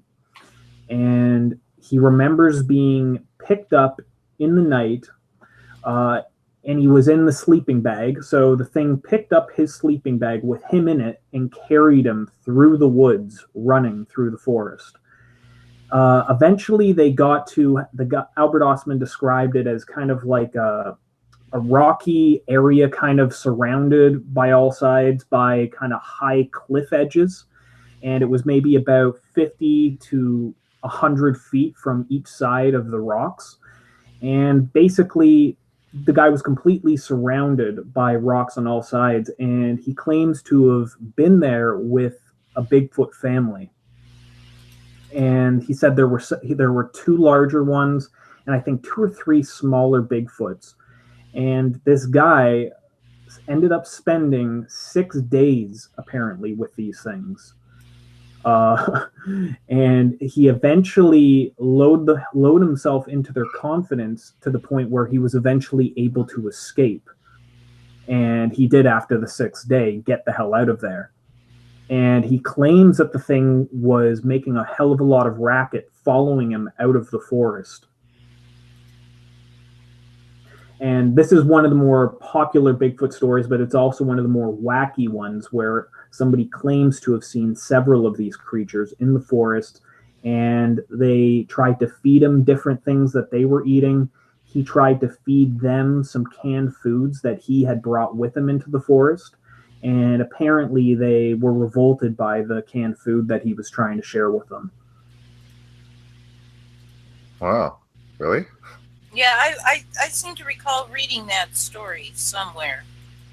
It's been a while, but that's very familiar. See, that's one of the more famous Bigfoot cases. Another one would be the Jerry Crew sighting, where there were these guys that were going in, they were cutting a road through virgin timber there in Northern California, and this took place around Bluff Creek in Humboldt County. And this is the exact same area. This is within 20 miles of where the Patterson-Gimlin film took place. And these things apparently were interacting with the roadwork crew, where they were throwing big spools of wire down into the riverbeds. They were damaging different equipment that they had. And this took place in 1958. So this was about 10 years before the Patterson-Gimlin footage took place, was filmed there. And where the word Bigfoot comes from was this case in particular, where on the dusty plowed road, they found big human-looking footprints. And that's where it comes from, Bigfoot, was this case in particular, the Jerry Crew sightings. And a lot of people that were working there on the roadwork crew, claim to have seen this thing.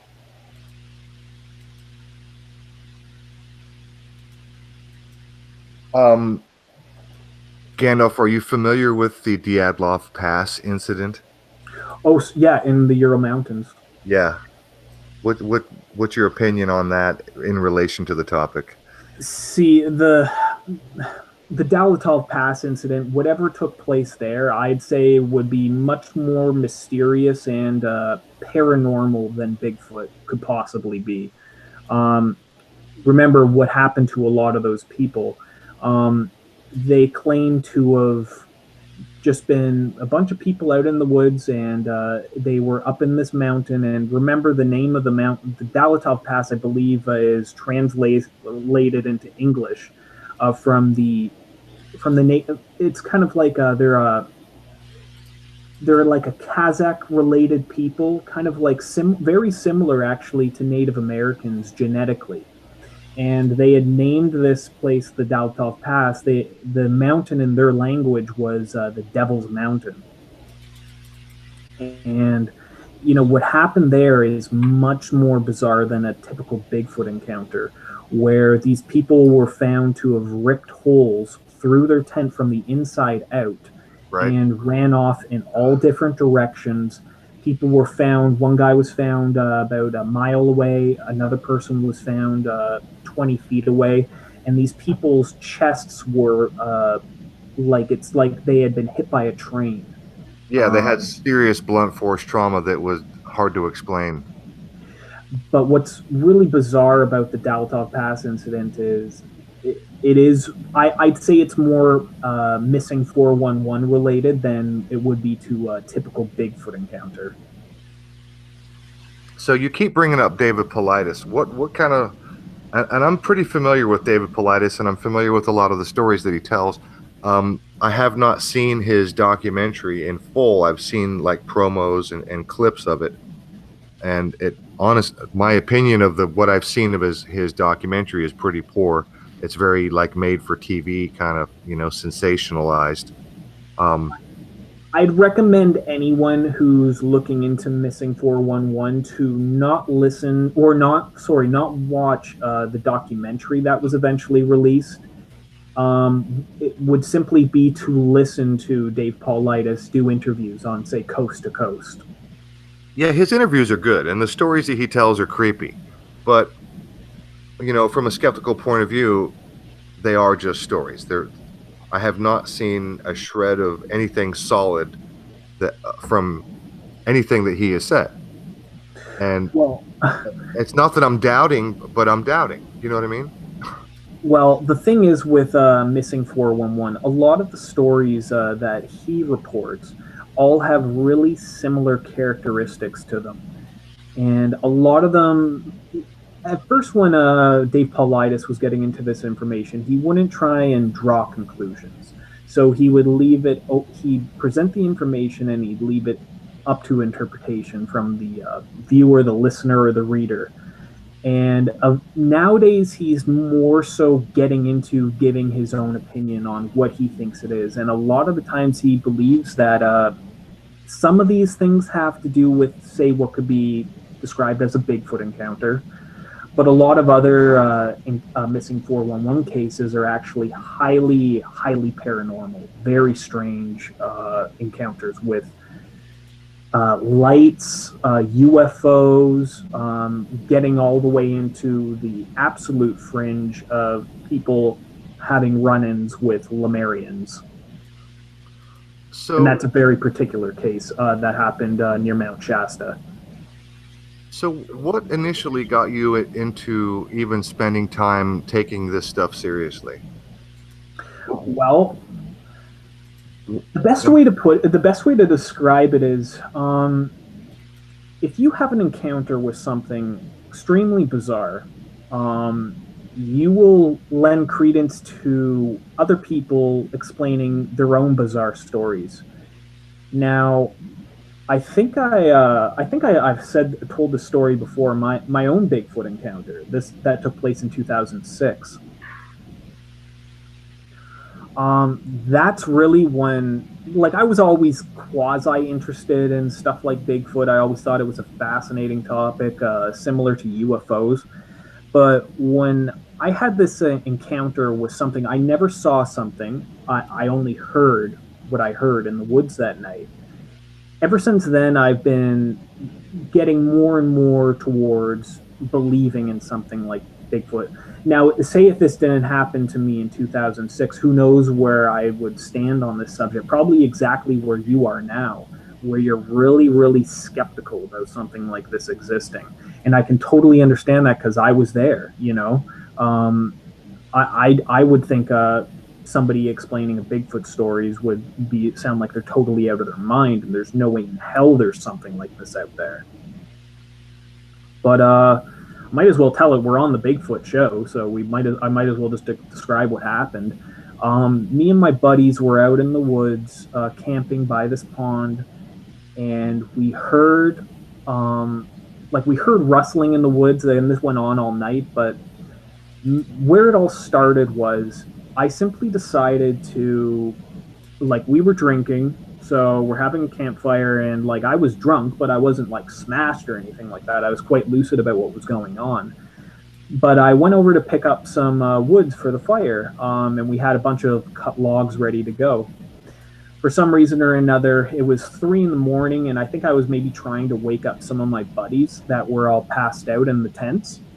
And I took a log and I threw it into the pile of logs, and it made an echoing sound throughout the forest.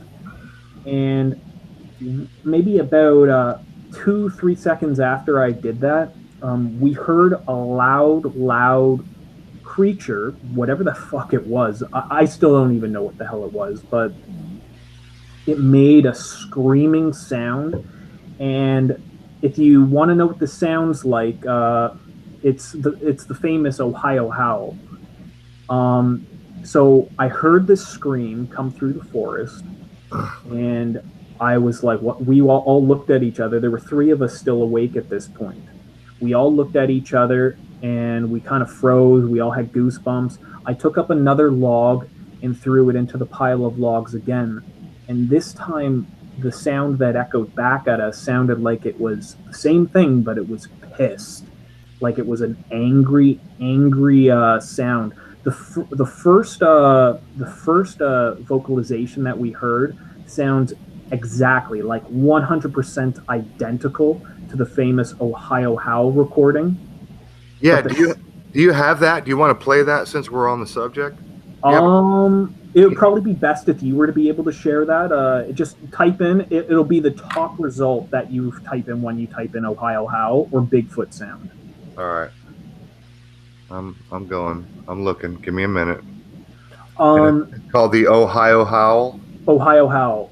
And it was years later, so I did not know what the name of this sound was. I simply was going on YouTube, and I was like, hey, I remember, this happened maybe in 2009 or 10. I was like, hey, that weird sound that my buddies all heard in high school, back in 2006. And when this happened, I think it was my 17th birthday, when I heard this. So it was years later in 2009 or 10 or something, and I was just like, that was a really bizarre sound that we heard. I wonder if anyone else has ever recorded a Bigfoot sound that sounds anywhere similar to this.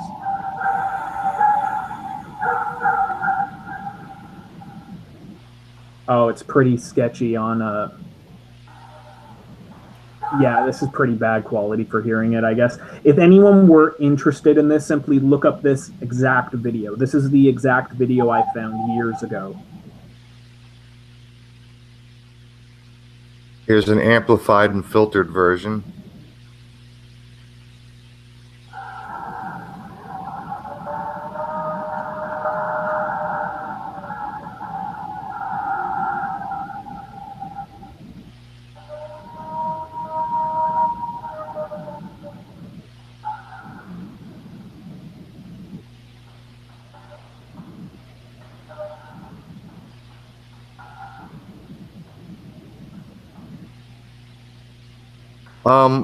I think it's weird that this particular video creator puts an annotation in here, and it says, note the long arch shape, a differentiator from other type of howls, without providing any other kind of howls. It's just a blanket statement, but whatever. This particular YouTuber, I believe they've uploaded several different Bigfoot recordings. I'll try this one and see if it's any louder.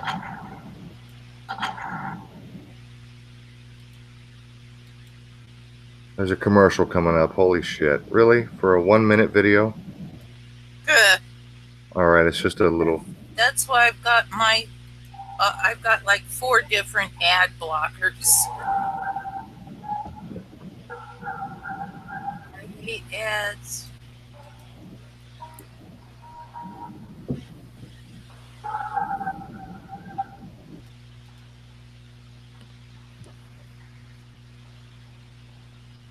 Can you guys hear that? Okay. Pretty much. Still kind of quiet.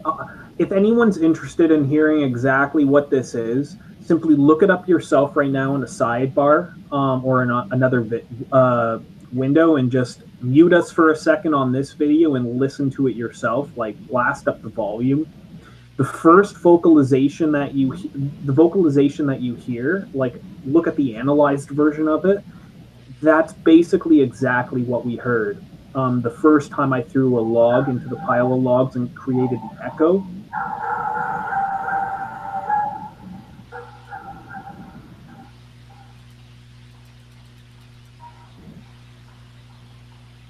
Yeah, it's quite quiet. But that was just a tiny bit louder. It's essentially the same thing. But the second time I threw a log into the pile of logs and it created the echo through the forest, the vocalization was aggressive. Like it sounded pissed. And we're talking, I was maybe, in American terms, I was maybe about 200 or 300 feet from whatever this thing was. So it was relatively close. And, you know, being as close as we were to this thing, we heard the vibrations of this thing's body. And, you know, if you're around, like, kind of like people, anyone who lives in a rural area, you know the resonance of a horse, for example. You know how loud, and you know the body of a horse. Whatever we heard that night had to have been the body of a horse, at least the same size of as a horse, as a full-grown horse. You're guessing what based on the overall volume of the noise? The volume of the noise and the resonance. We're talking like the resonance of 10 men. So earlier you said that Bigfoot was like, you know, really timid. For the most part, they are.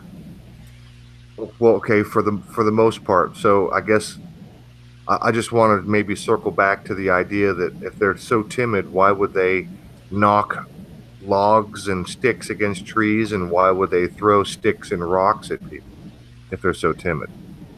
That's obviously a non sequitur. That just doesn't. Well, of course, no. But remember what I said. Very, very few cases result in an interaction. So for the most part, any normal person walking through the woods with their dog, Bigfoot's going to stay clear within a mile's distance.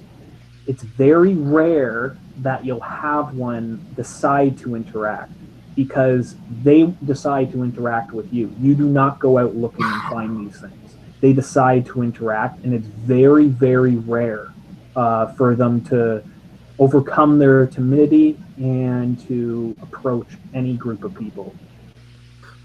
So what kind of other stories have you heard of where there were physical interactions with maybe death or injury?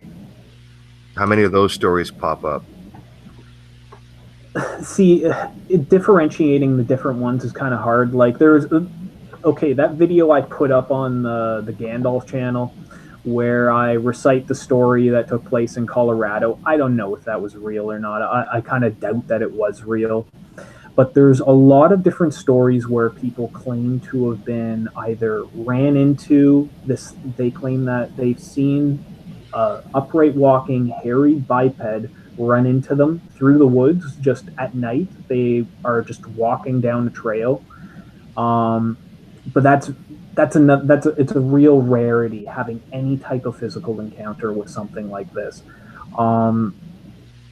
There's one story that took place, and it was a young boy and his grandfather were out camping, and they were by a lake. I think this took place in Western Virginia, and they're both camping by a lake, and they heard a splash maybe take place right near them, and they saw like the ripples of the water, and they turned around, and the grandfather shot off his gun. And once they did this, they claimed to have seen a rock that was about the size of, we're talking maybe a 20, 30-pound rock, be thrown about 40 feet over the tree line, and it hit the water maybe about 10 feet from them. And they were both terrified.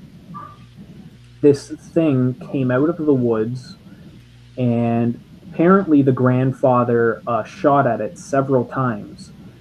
And the grandfather claimed that he was shaking the entire time, so he doesn't even know if he hit the thing or not. Both of them sped off in the grandfather's truck as fast as they possibly could, and they claimed that the thing was chasing their truck. Now, it could have resulted simply from a simple, slightly innocent interaction where it was throwing a rock, but when the grandfather shot off the gun in its direction, it became aggressive. Could be. It's like Mongo. It's like Mongo from Blazing Saddles. No, don't shoot him. You'll just make him angry. Well, see, that's the thing. Like, for the most part, these things are very peaceful, non-aggressive in any way, but a lot of the stories relate to people pissing them off, and that's when they actually become aggressive. So most of the time, though, only encounter you will have with these things is audio. So you'll hear a noise, either be it wood knocking or some type of vocalization, and it won't ever result in it going any further than that. It's very rare you will actually see one of these things approach you. And remember, we're dealing with the smallest percent now of encounters. So that ever result in anything beyond simple vocalization. The next step beyond that would be things like rocks being thrown, and the step beyond that would be actual visual encounters where these things confront you. That would be maybe 1% in 1,000 where you will actually see this thing. So it's like classified like UFOs. It's a close encounter of the first kind, second kind, third kind. Exactly. Wow.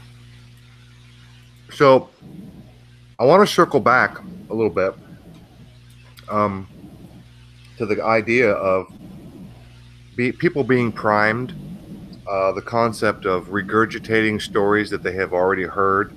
You know, people out in the woods, they hear a strange noise and then they go home and they tell their friends they had a Bigfoot encounter. And of course, people are liars. People exaggerate. You know, people have egos and people are fucking psychopaths sometimes. So, I mean, and what was it you said? You only 2%? That when I asked you was, you know, how many of these stories do you think are literally just people making shit up? And you literally gave me, was it 2%? Is that what you said? Oh, when we back then, you were asking about the rock throwing encounters. Oh. And I related that many of these rock throwing encounters happen in places like northern Manitoba, northwestern Ontario, or Alaska. Places that are in the middle of nowhere. There's no roads leading into these places. The only way to get to these places in northern Manitoba, like parts of Alaska, the only way to get to these lakes is by float plane. So I find it extremely unlikely that there's someone in the woods waiting for these float planes to arrive simply to throw rocks at armed hunters. Well, okay, when I brought that up, I wasn't suggesting that anybody was waiting around to throw rocks. But in this situation, you know, we talked earlier about hermits, people who live out in the woods and just want to be alone. And then there are, let's just say, how about a couple of drunken rednecks who are camping half a mile away, who detect campers over the ridge, and they decide to go fuck with them. You know, for a laugh. See, like, see, that's possible. Like, but I find it extremely unlikely that many of these rock throwing encounters that happen at these remote lakes have anything to do with like some yahoos. And when I was explaining to you about the hermits that live up there in northern Ontario, a lot of these places, especially in northwestern Ontario near the Manitoba border, there's literally nothing there. There's the main Trans Canada Highway that links into Manitoba, but that's one road in an area the size of upstate New York or twice the size of Georgia. There's one road in that entire area. Okay, that's fucking wilderness right there. Yes. So if you were to go up onto one of these lakes to fuck with somebody, you would literally be trekking through an area of land the size of Georgia to get to that lake to fuck with somebody. Look it up on Google Earth right now, Western Ontario, to see what I mean. Along the Manitoba border. Aside from the Trans-Canada Highway, which is a 2-lane road, we're not talking about a highway. We call it the Trans-Canada Highway because it's the only road that links across Canada. It's a 2-lane road for the most part. When you get out of the southern Ontario region, you're on a 2-lane road, and that's the Trans-Canada Highway linking into Manitoba, where it eventually becomes a highway linking out to British Columbia. So, have you heard of? Let me tell you a quick story. Maybe you've heard of this.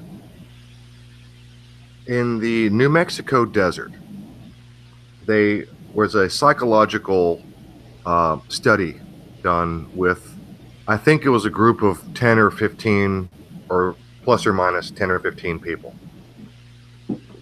And these people were taken out on like a nature hike, and they were close to, Area 51. They were out in New Mexico. And so everybody knew that they were near the Area 51 border of, the no-go zone play, right? And they were just out having a nature hike in the New Mexico desert. And they had a guide.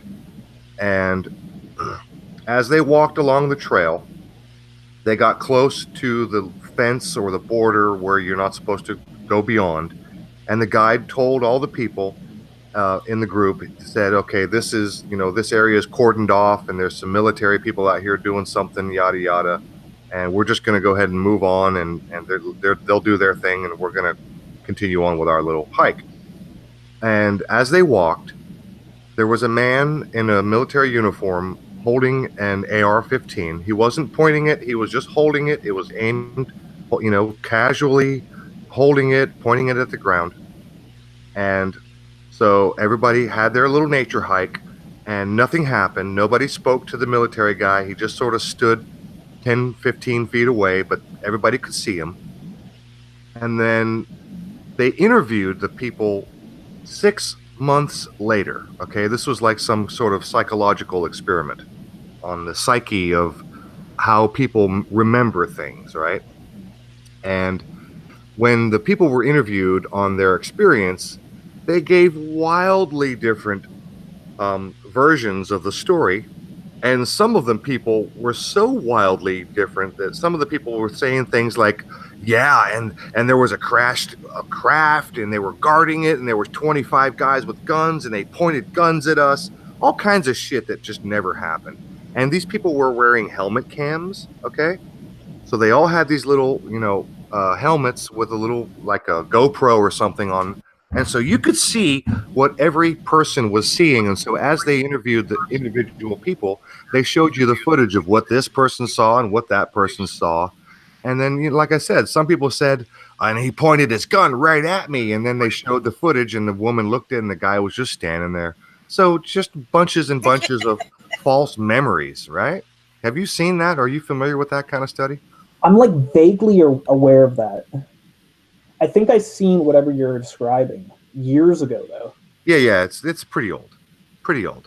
But the point is, and lots of other studies have been done to show that people's memories are often pretty damn terrible. You know, people make shit up. People have egos. People have all kinds of motivations for, you know, just exaggerating or outright lying in some cases, or in some cases, genuinely, honestly misremembering. Mm-hmm. Well, yeah, I'm sure that a lot of times that this happens where people simply misremember some kind of encounter that they're having. But most of these stories, like there's lots of recordings of the different vocalizations. A lot of them all match up with each other. Most people all describe similar things happening, especially when it comes to something like wood knocking, which is, in my opinion, the most telling sign of Bigfoot interacting with people, aside from vocalizations. I don't so much buy into the Todd Standing belief that a bunch of trees falling down or a tree ripped up and put on its head is indicative of a Bigfoot. I'm more so lent towards wood knocking and vocalizations being the best examples of Bigfoot evidence. And all these stories are all identical. Well, just so you know, I'm the kind of guy who would be one of those guys who would fuck with somebody. Just for a laugh. You know what I mean? If I detected some campers that were out in the wilderness, if I was out in the wilderness camping, and Nancy and I, we go camping all the time. We've been to Alaska twice, you know, and we got our RV and we're going, you know, next month for a camping trip up in North Carolina. And we hike the trails and we go out in the woods. And Nancy and I would joke around with each other and we call Bigfoot, or we call each other. We go, whoop. We do that, whoop. Sometimes we do it here in the house just for fun, just for a laugh. And I can tell you, for when I'm camping, I carry with me, among other things, a slingshot and a pack of steel ball bearings.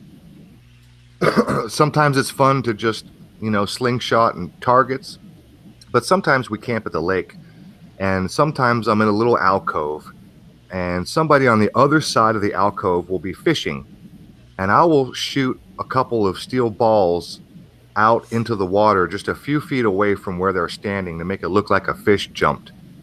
And I'll giggle my ass off, because you should just see somebody standing there fishing, and it's a boring, you know, hour, half hour, 10 minutes, whatever goes by. You're standing there, nothing happens, and then splash, and then they jerk their head over sideways, and they reel it in real fast, and then they cast out where the splash was.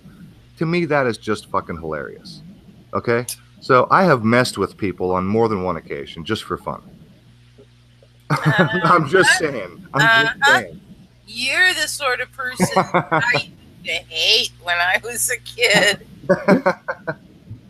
I'm just saying, it's fun.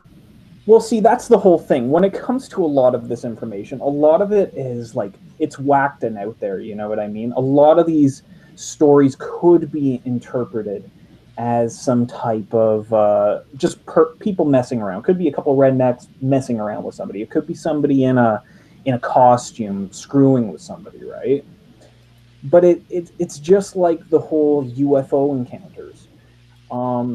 Sometimes, like, okay, for example, the Phoenix Lights, okay?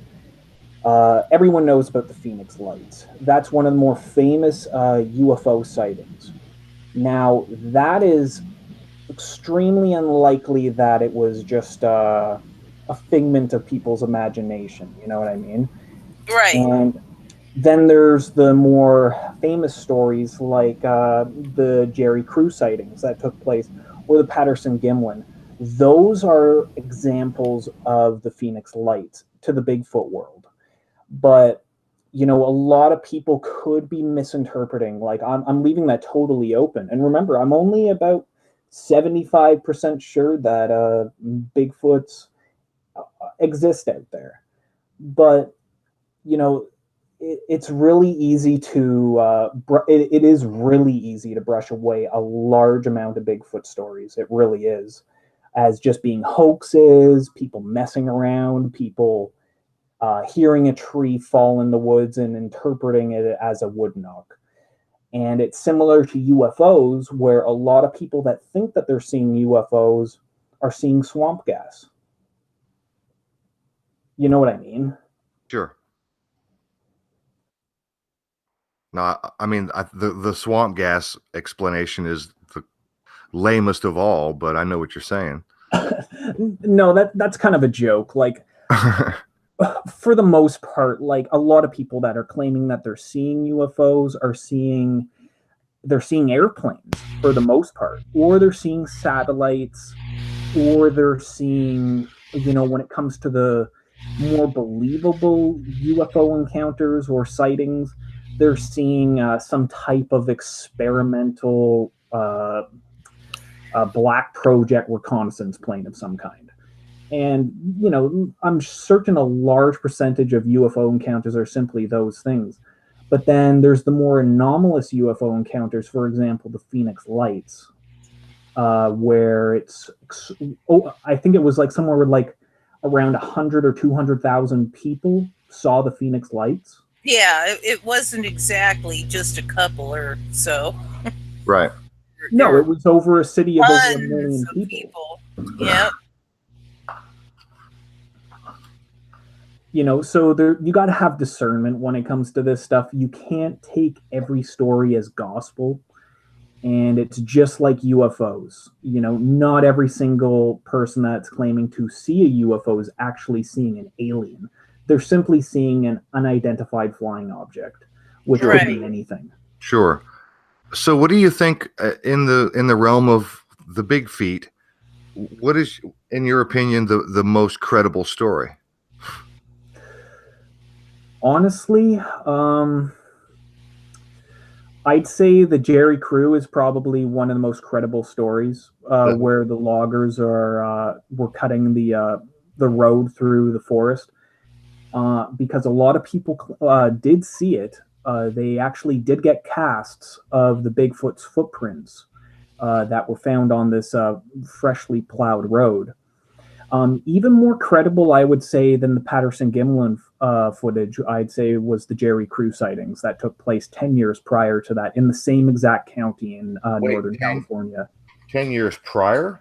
Yeah, the Jerry Crew sightings. Jerry Crew? 10 years before the Patterson film? 10 years, exactly 10 years before. Is that Jerr or GE? GERRY.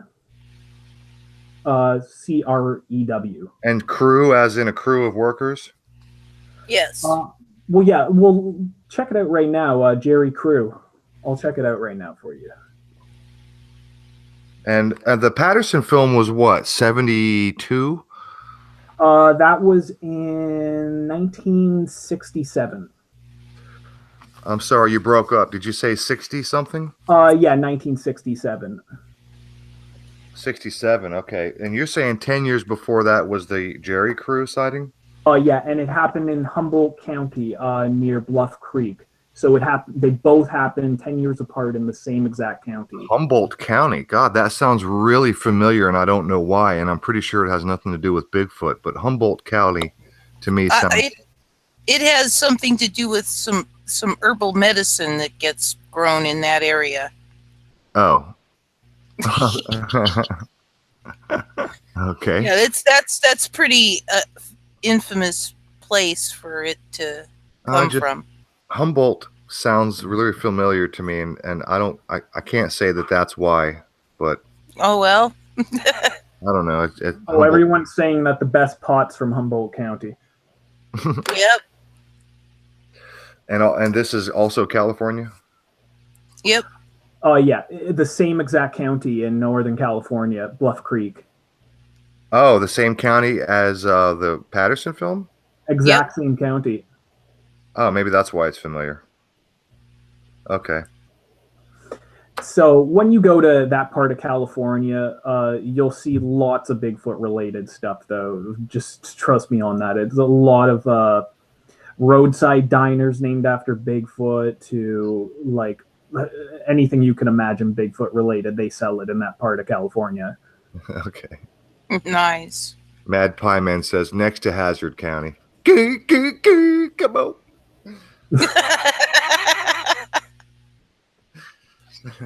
There you go. There you go. All right, Gandalf. Holy crap, we've gone 2.5 hours. You said you could do 12 hours. What else do you have for me? Man, I could just go on. Like, I think I'll actually avoid going too deep into this. Come on, we're into the woo-woo territory. Just go there. Well, Yeah. You're already a shill in our eyes, so just do it. Okay. Well, yeah, I've already been. I'm pretty sure some people will come off and think that I'm some kind of. Well, people already think I'm working in Tel Aviv right now, so I guess I got nothing to lose. Well, you're doing a damn good Canadian accent if you are from Tel Aviv. Yeah, really. Really? Well, Yeah, you're doing an awesome Canadian accent. Yeah, it's really subtle, actually. When I was doing what's it like? In a natural kind of way. People always try and mimic the Canadian accent, and I guess it's like this elusive thing, kind of similar to Bigfoot, where it's hard to really copy. It's not like doing a Southern accent or a British accent, apparently. True. Mad Pie Man. He's shilling for BFO Sod. Well, okay, this is going to get into what I would consider hardcore woo-woo territory. Go. Let's do it. Let's do it. Okay. Well, a lot of people, some Bigfoot researchers, and a lot of these people are shunned by the Bigfoot community at large as being kind of like shills. So a lot of people, when it comes to conspiracy theory, there's people that come out with information that's so bizarre and so whacked out that it seems to discredit the entire topic. And that's why that's why I'm extremely reluctant to even get into any of this information. I don't believe in it myself, but a lot of people claim that Bigfoot exists in the realm of other paranormal creatures. Like we're talking the Mothman, Goatman, Dogman, Chupacabra, Loch Ness Monster. Don't be dogging on the Loch Ness Monster. Well, this is the thing. Some of this stuff is so out there, like leprechauns, goblins, trolls. Some of these, the more out there, bizarre paranormal events. Like I'm interested in a lot of them. Well, I see fairies every year at the Gay Pride Parade. That's right. Well, that's where you most likely go look for them then. I remember seeing some leprechauns one night though, but they were drunk out of their minds, and it happened in a pretty populated area. All right, so go ahead. You were going to tell us a story. Well, so when it comes to this, the more woo-woo aspect of Bigfoot, a lot of people explain away the reason that they haven't ever discovered a Bigfoot body is, I'm just going to lay it right out there, that they're trans-dimensional beings. Yeah. So a lot of people get really pissed off. Wait. I walked away. I had to get some more wine. I'm sorry. What was the last thing you said that made Amy go, A lot of people believe that the reason that they haven't ever discovered Bigfoot bodies is because Bigfoot can simply be explained away as something not existing in our reality. They believe that Bigfoot is somehow a paranormal entity to some extent. Okay, I've heard those stories. I've heard people say that they saw Bigfoot, he screamed, I saw a flash of light, and he was gone. It's creepy, weird, just out there stories. Super and freaky. A lot of people have claimed to have found trackways of Bigfoot footprints that simply vanish as they're following them, looking at the Bigfoot prints. The Bigfoot simply disappears. Or some people have claimed to have seen Bigfoot standing there looking at them, and it simply vanishes into thin air. There are these stories, but who knows if they're exactly credible or not. But there are these people out there that explain away the reasons for the never discovering a body is simply once it dies, it simply vanishes out of this dimension. Okay, now I have to tell you my woo-woo hypothesis on Bigfoot. Do it. Okay. So we've all seen Star Wars and we all know Chewbacca. Yep. And we've heard the stories that you just described and the ones that we just covered just now about, Bigfoot vanishing in a flash of light. He screams and vanishes and, Roof, flashes. I'm going to interrupt you for 1 second. Go ahead. Chewbacca is actually directly based off of Bigfoot, according to George Lucas. Well, no doubt. Okay, so here's my woo-woo hypothesis on Bigfoot. That Bigfoot is a pet. There's an alien race buzzing around, and Bigfoot is like a cat or a dog. He's kind of not a stowaway, but more of a ride-along, a pet. You know what I mean? Yeah. But it's almost like every now and then they let him off to take a shit. You know what I mean? The UFO stops down, and I'm serious because this fits right in the woo-woo side of the Bigfoot stories, because a lot of times you'll see people or hear people tell stories about Bigfoot and UFOs simultaneously. Like I said, there are stories where people say that they see a Bigfoot and then he lets out a loud scream. There's a flash of light and he disappears. And So my super duper woo woo hypothesis is that Bigfoot hangs out with the aliens as maybe a companion or some sort of pet, and every now and then they have to let him off to take a dump. And so he roams around the forest and he, takes a piss and he does his business and scratches the litter box, and then they zap him back up. That's, you know what I mean? There it is. There's my super duper. Explain it all. That it sort of does explain a lot, doesn't it? There are actual people that have described that exactly what you just described as being the explanation for Bigfoot. I'm not even joking. Oh, really? Yeah, almost word for word. Wow. Wow, I've never actually heard that. I thought that was my own crazy idea. Well, some people that are interested in this could be construed as being full-blown nuts. You know what I mean?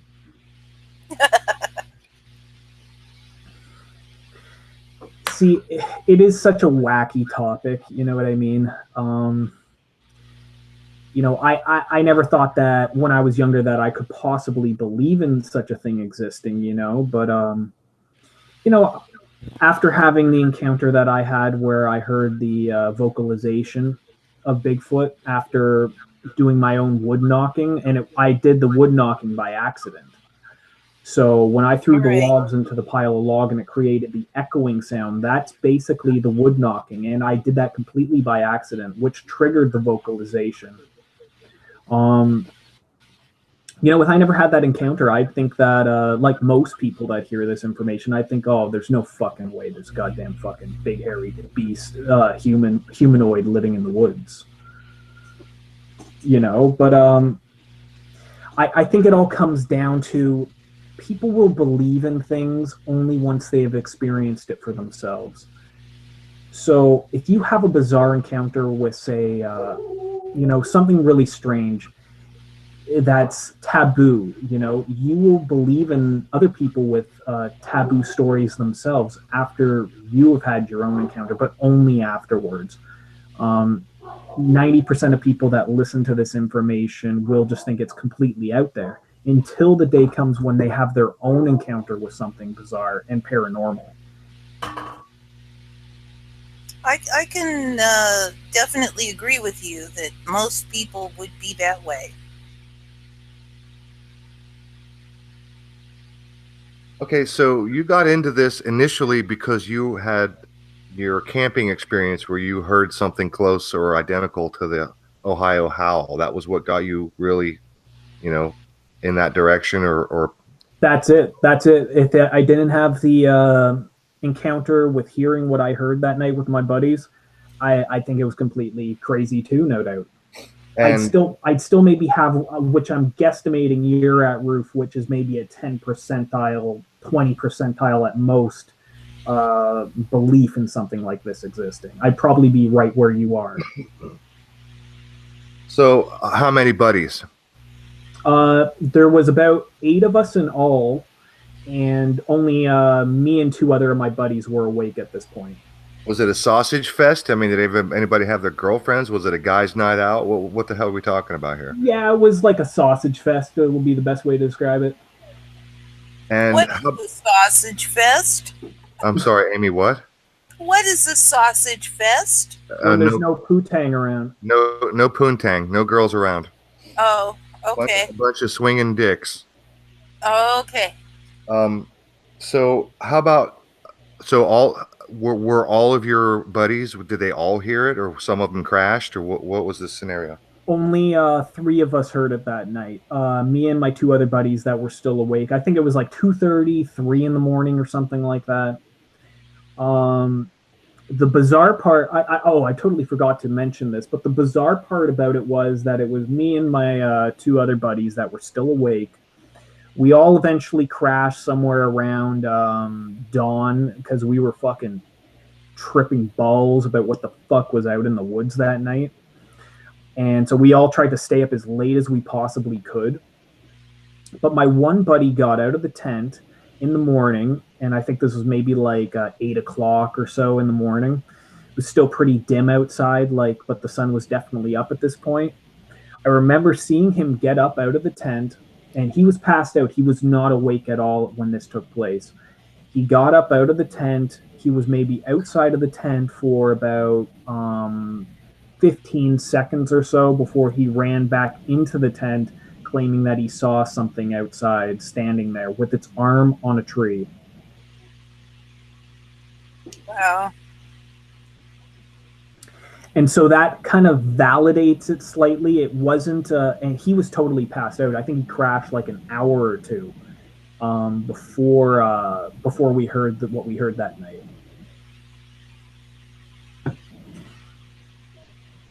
And so the 2 other guys that heard the noise with you, are you still friends with them? Are they into this subject? Are they doing anything about what they heard? Did they just go on and live their lives? What's the story with those guys? Oh, of course. Like, for the most part, they don't really lend much credence to it. They know that they heard something, like a really bizarre sound that night, like what we heard in the woods.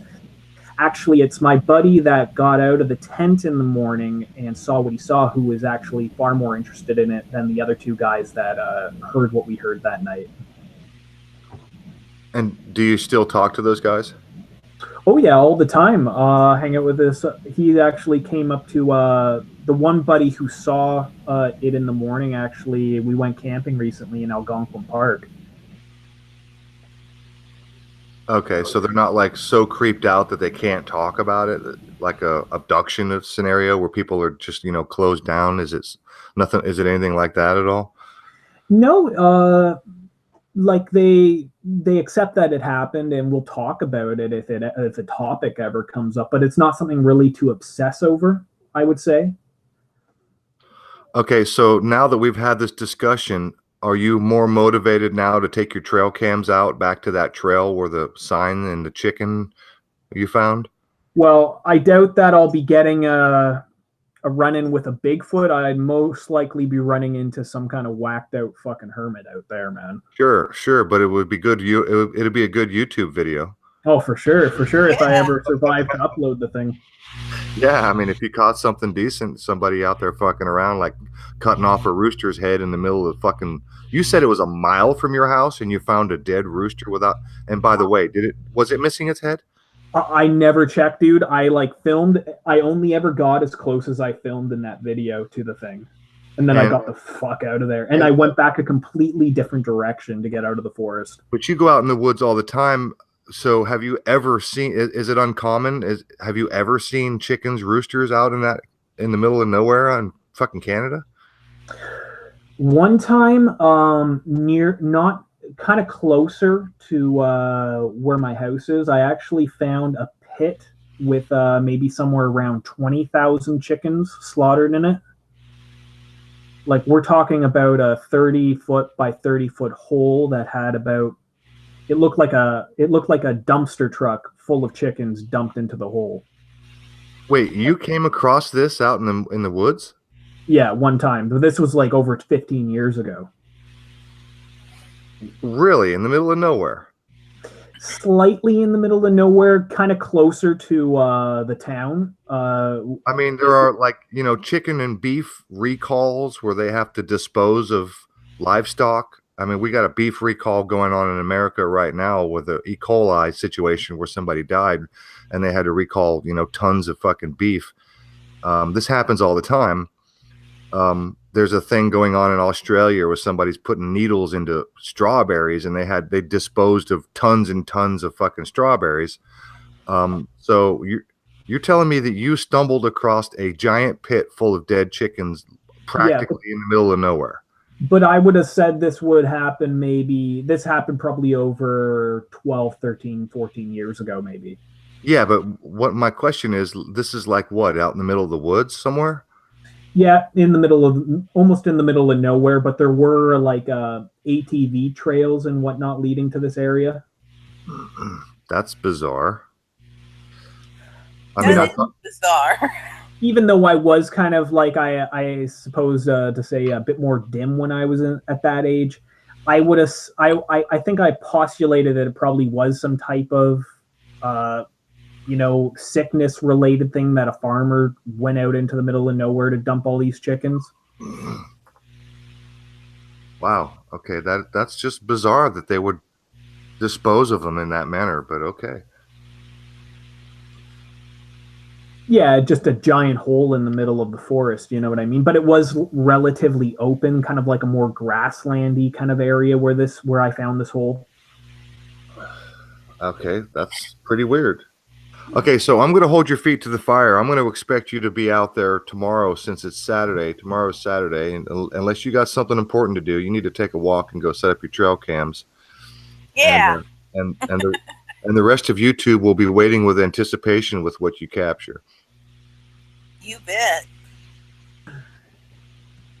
Well, if you never hear from me again, I had an axe driven into my head somewhere in the woods. I'll start a GoFundMe page for you if you disappear. Not that it'll help you any.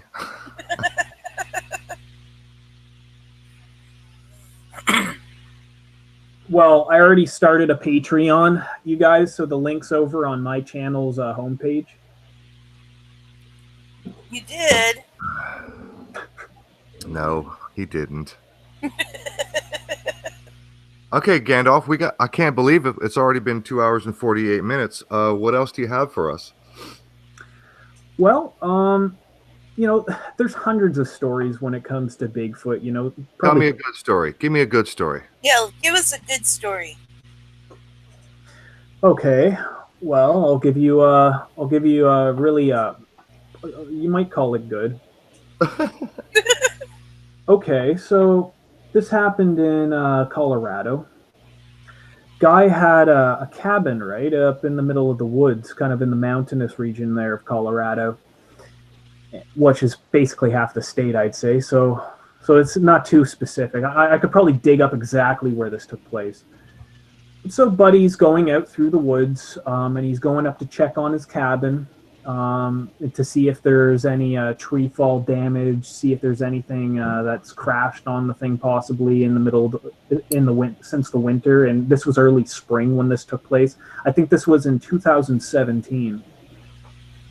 So he's on his way to his cabin, and halfway there to his cabin, he claims that a large black ape-like creature jumped on him from above him, like out of a tree, and he says that the thing punched him in the face. So he wakes up maybe around 30 seconds later, and he claims that he saw a female Bigfoot with breasts. He saw breasts, and he claims that the female Bigfoot was ripping off his pants and was attempting to sexually assault him and rape him, is what he thought was happening. Okay, this is He quickly took out his hunting knife, and he says he stabbed the thing in the arm. It let out a shriek and ran off into the woods. The Colorado Department of Fish and Wildlife and the county police had put out an APB for an ape-like female ape-like creature who was wanted on sexual assault charges. I don't know. That sounds almost like April Fool's. This was on a mainline hunting website. Wow. This was reported on a mainline hunting website. Wow. a mainline hunting site? You mean like what's the fishing something like the Ducks Unlimited kind of website. Okay. Yeah, I couldn't think of the other one. My dad used to subscribe to all those hunting magazines, and I just couldn't think of them quick enough off the top of my head. Fishing, yeah, I know which one you're talking Fishing about. Game. I think there's one used to be called Fishing Game. I don't know if it's still a magazine. So this was reported in a mainstream or a mainline? Mainline. I'm pretty sure I could dig. I saved the article. I'm pretty sure I could dig it up, the entire thing. It's like 2 or 3 paragraphs long, the entire story. But that's basically the gist of what happened. Adelaide said, "Rapey Bigfoot." So we got a Bigfoot rapey story, huh? Bigfoot. Yeah. So a female Bigfoot rapist. Wow. Or attempted Bigfoot rapist. The guy luckily made off with just stabbing the thing in the arm and it took off, apparently. Well, if that was a real story, I would expect somebody to take blood samples off of that knife. Yeah.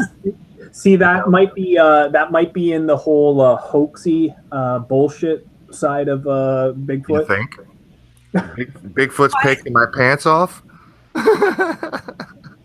Highly probable. Bigfoot knocked me out and I woke up and she was taking my pants off? Really? You think that's a hoax? Couldn't be. Well, then it comes back to Dave Paulides. How Dave Paulides is always having these blood samples sent in, and it always comes out that it's some type of it's almost, the DNA is almost 99.9% accurate to human DNA. Whenever they send in so-called Bigfoot DNA to be analyzed, it always ends up being almost identical to human DNA, which would match up to the Native Americans who claim that it was a hairy man. The Native Americans never claimed that the thing was like a beast. In the direct translation to Salish, which is Saskaetz, which basically just translate to wild man or hairy man. It's not like a furry beast monster creature. It's just simply Saskaetz or Sasquatch, which when it's anglicized is simply hairy man.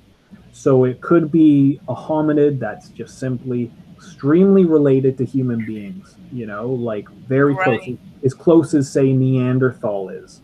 And keep in mind, there is evidence that humans and Neanderthal intermixed at some point 20, 30,000 years ago. Oh yeah, there are lineages that they've discovered Neanderthal DNA in that are alive today. Yeah, and like I was mentioning earlier, there's 4 different known hominids that coexisted with human beings on this planet. 4 confirmed hominids that coexisted. And that's Homo floresian, which is said to have gone extinct 10,000 years ago. Homo neanderthalis, which is said to have gone extinct roughly 25,000 years ago. And then Gigantopithecus, which is said to have gone extinct roughly 100,000 some odd years ago.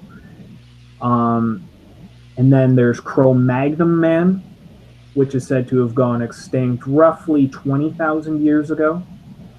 So there's 4 hominid species, upright walking hominids that existed on the planet Earth right when humans did it. Exactly at the same, humans existed when these 4 other hominids were walking the earth. Yep. Well, Gandalf, I got to tell you, man, it's absolutely going to be worth your time to do 2 things. First, go out and set up your trail cams. And second, come back and watch this stream and just read the chat. Yes. Oh, I'm looking forward to it. Because I got to tell you, dude, I'm in tears. I'm trying my best not to burst into laughter almost the entire night. The jokes, Okay. the I'm jokes admitting and the banter in I the chat is just off the chain hilarious. No, I've seen some of the comments, but like I've been like looking at my own stuff that I wrote down and stuff. Like I want to rewatch this and read the comments. I mean, people are saying gender fluid Bigfoot and LGBT Bigfoot. Well, how do you know what gender that female Bigfoot identified as? You know, Yeah, really. He might have seen breasts, but it might have identified as a male Bigfoot. So It may have been let's not be politically incorrect here. We don't want any lawsuits. Bigfoot breast implants. Bobo. Oh yeah, Bobo. Thank you, Scott. Oh, that's right. There's a fucking TV show where these guys go out Bigfoot hunting, and there's this guy, his name, they call him Bobo, and he's like this big fucking dumbass. And Nancy and I joke all the time because you know the old movie Blazing Saddles with Mongo. Oh fuck, I know what you're talking about. Mongo like candy. So I'm always every time that show comes on, I say Bobo like candy. Man, okay, when it comes to all these Bigfoot shows, avoid them all like the plague, unless it's one of those dramatization shows, which is basically someone who's had their own encounter explaining what they experienced when it comes to Bigfoot. There's that show where it's a bunch of rednecks that sound like they're from like Kentucky, East Kentucky or West Virginia that are setting up traps in the middle of nowhere looking for Bigfoot. Then there's yeah, I'm pretty sure we're thinking about the same thing where it's like this lesbian looking chick with glasses, a big fat guy that wears a hat, and 2 other characters, and they go looking for Bigfoot. Sounds like we saw them on the way back to the Pulse nightclub carrying. You guys, I'm in fucking tears right now. This shit is so. The chat has just fucking got me in tears. It is hysterical. I agree. All right, Gandalf. All right. Let's take it back. Let's be serious for 2 seconds. Did you already say? All right. What is your overall assessment? Did you say like 75% you don't think it's real, but you leave what 25%? No, I'm. Where are you on the reality scale here? Taking into account my own encounter with Bigfoot, I would say. Whoa! Your own encounter with Bigfoot. You didn't have. Yeah, I heard the vocalization. Wait. You had an encounter with a noise. Yeah, so when I had the vocalization encounter, basically. Okay, so let's not say encounter with Bigfoot because it's not confirmed. You heard a sound, and that's all there was. Yeah. Right? Okay, so I would say roughly 60 to 70%. I'm leaning towards the thing existed. Yeah, from what my research that I've done, which was a long time ago, so I'm not that fresh up on it, I had pretty much arrived in that general probability that it was real. Well, hell yeah, I got Amy with me. Yep. Well, let me see. I gotta be honest. I'm not moved. My position on Bigfoot is still open to the possibility, but I have, my meter, my little needle on the meter scale, it hasn't moved to the left or to the right. I'm pretty much where I was. It's been a fascinating conversation. You've led on to some stuff that I haven't heard, which is interesting.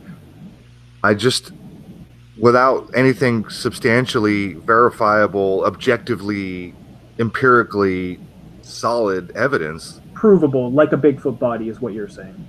Well, how about somebody with some credentials saying, look, we found this hair sample and we've actually had a DNA analyzed and it actually matches nothing.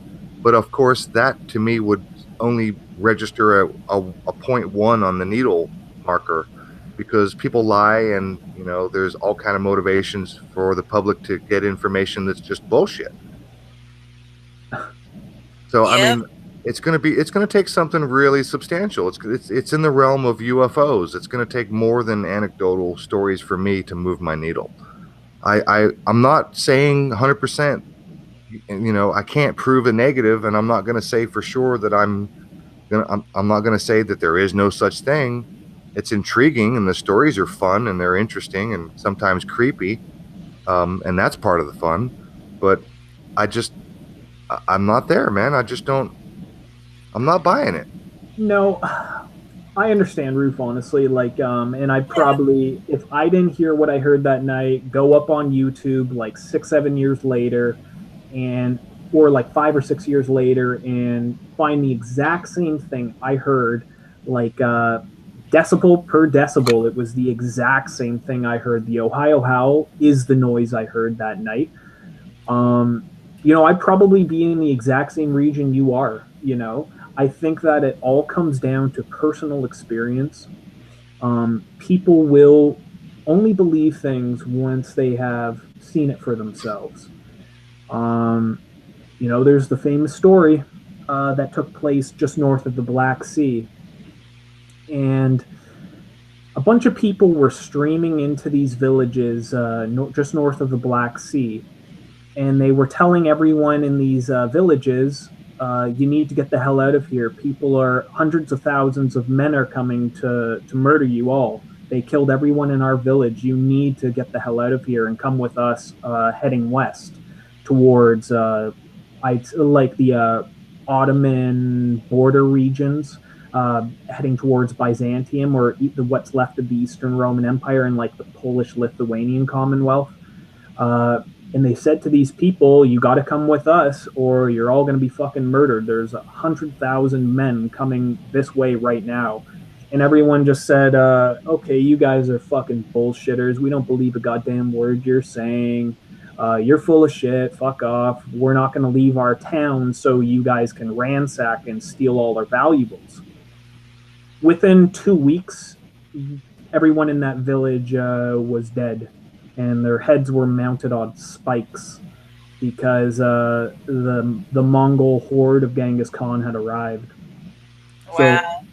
So no matter what these people were told, they didn't believe it because they had not seen 100,000 men riding horses for themselves.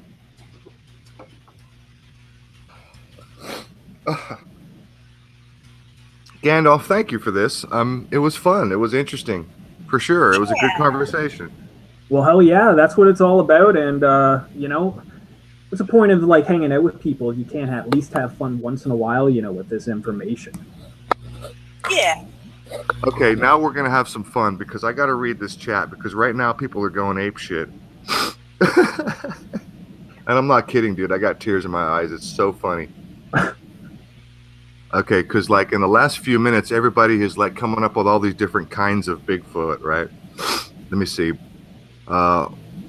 Broadsword said better. Oh, Broadsword. Somebody said something about Bill Cosby raped Bigfoot, and then Broadsword said he better looking than Cosby's other women. Hallelujah Chorus said Cosby only rapes trannies. Adelaide said LGBT Bigfoot. Broadsword said I'd pay to see Bigfoot dancing on the pole. Just have nowhere to put the bills. And somebody after that, I forget where, I thought I saw somebody said Bigfoot broke the pole.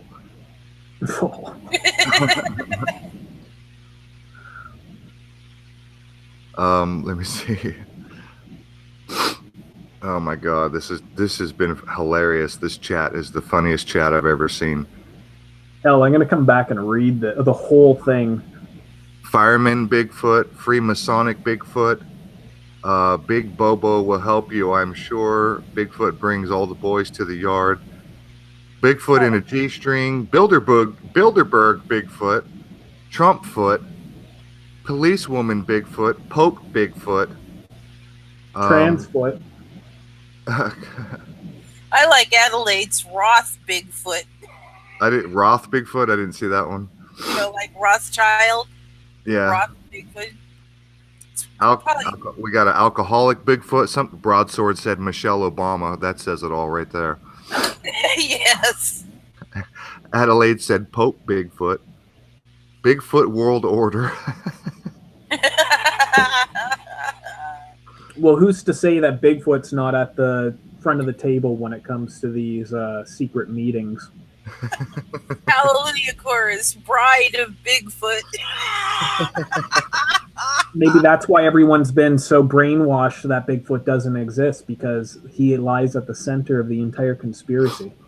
Larry Silverfoot, Little Red Riding Bigfoot, Prison Convict Bigfoot, Too Much Peyote, Three Little Feet, The Three Little Feet, Gangbanger Bigfoot, Big Top Bigfoot, Big Feet in the Hood, Pimpin' Bigfoot, Carrot Top Bigfoot, that's a good one. Homie Bigfoot, Streetwalker Bigfoot, Weed Dealer Bigfoot, good one, Adelaide. Christmas Santa Bigfoot, Snoop Bigfoot, Handicap Bigfoot, Angry Lesbian Bigfoot, Dominatrix Bigfoot, Groucho Bigfoot, Kike Bigfoot. Oh, Adelaide, that's harsh. Talmudic Jew Bigfoot, Rabbi Bigfoot, Chinese Bigfoot. Holy shit, this is just funny. Bigfoot on Mars. When Harry met Bigfoot. That was me. I typed that in. Good stuff, man. That chat, I swear to God, that's the funniest chat I've ever seen in 100 shows. Yeah, it's definitely the top. Dude, where's my Bigfoot?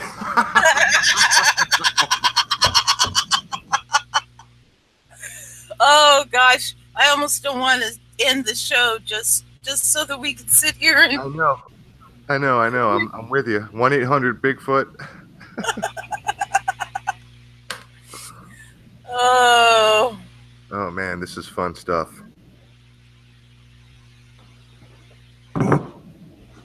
But no, we could always do another Bigfoot show. But, you know, I honestly put off even talking about this for the longest time. Well, for good reason. I mean, it's pretty fringy stuff. Oh, totally, man.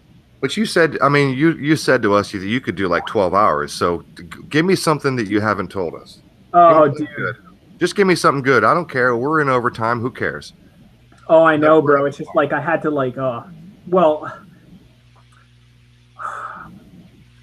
I'd suggest anyone who's interested in this information to simply look up some of the other stories, because there are literally tens of thousands of stories that you can just find on YouTube yourself.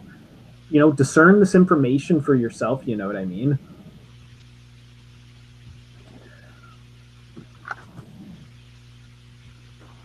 Well, if you're going to discern this information, I recommend you don't read my chat right now.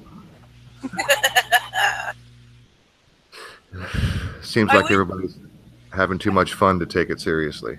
Yeah, I wish I could. And that's the only way to come at this information. You got to be, you got to see it through, like I said at the beginning, you got to see this through a slightly comical lens. You know what I mean? Yep. I wish I could mirror the chat too. Oh. You know, when I bring it down, everybody's going to be hearing, listening and going, oh, I wanted to see the chat, but it's not attached to my version. Oh, yeah. When you mirror the video, it's not there. Yep. But yeah.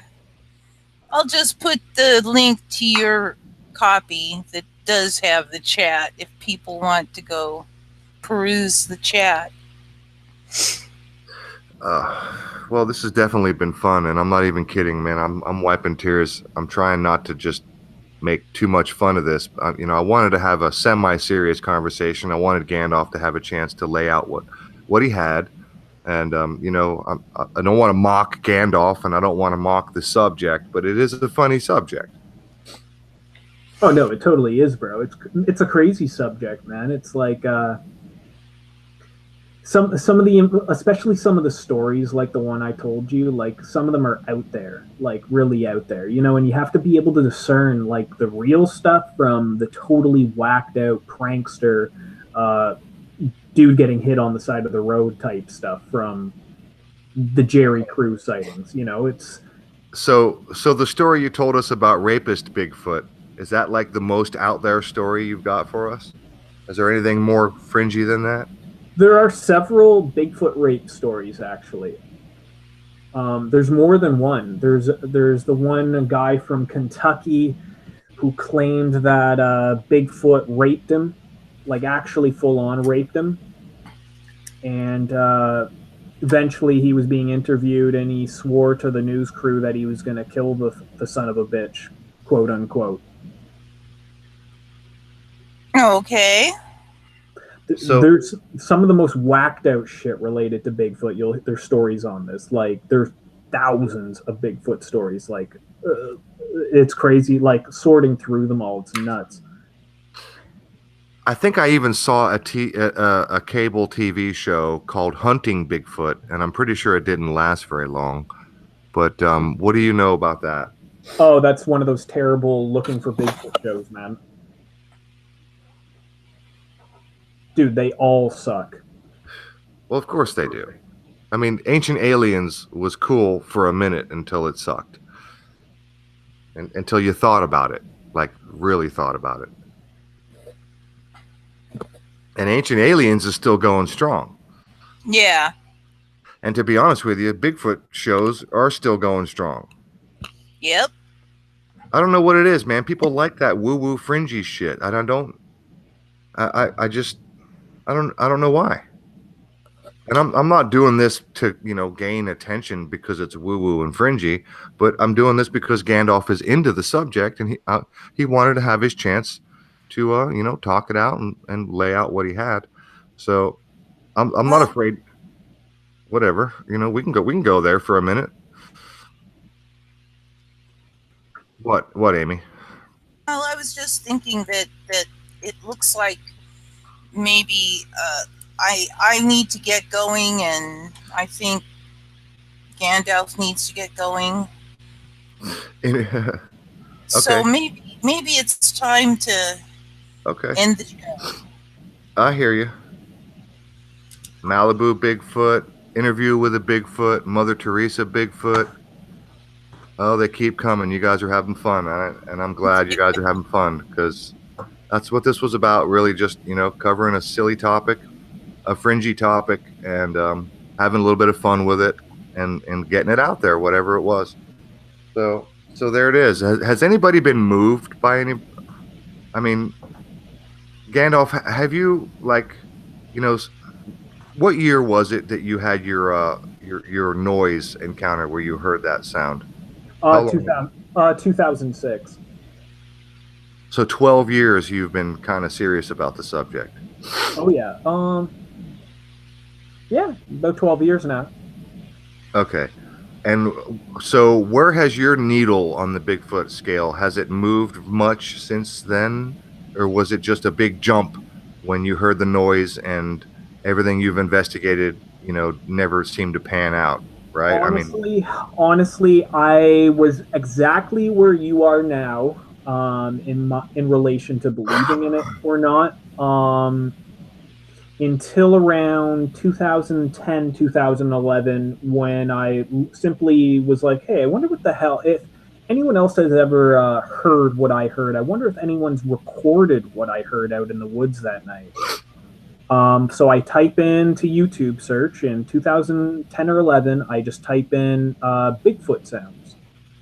The third or fourth video down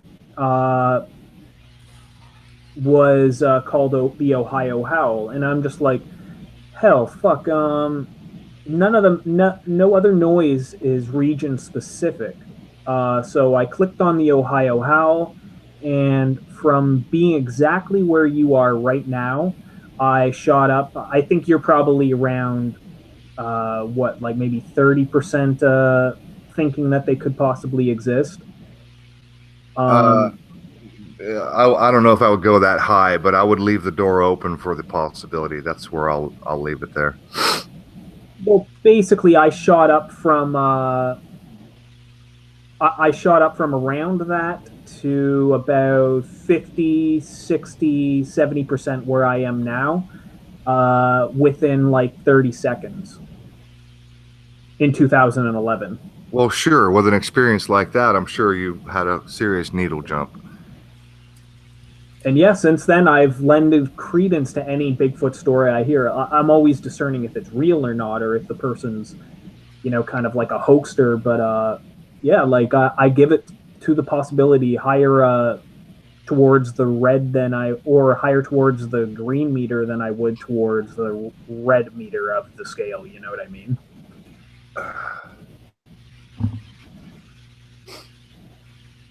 Well, I really hate to end the stream because the chat is just too fun right now. But we're over 3 hours. It's 10:15, and it's probably time for everybody to go find something else to do. Yeah, well, like I said, I got something I need to get to here really quickly. Gandalf, I do appreciate you. This was a good chat. Yeah. Well, hell yeah. I'm glad we did this. I put it off for long enough. I might as well come out and reveal myself to be the Bigfoot shill I am. I'm glad you said it. I was about to.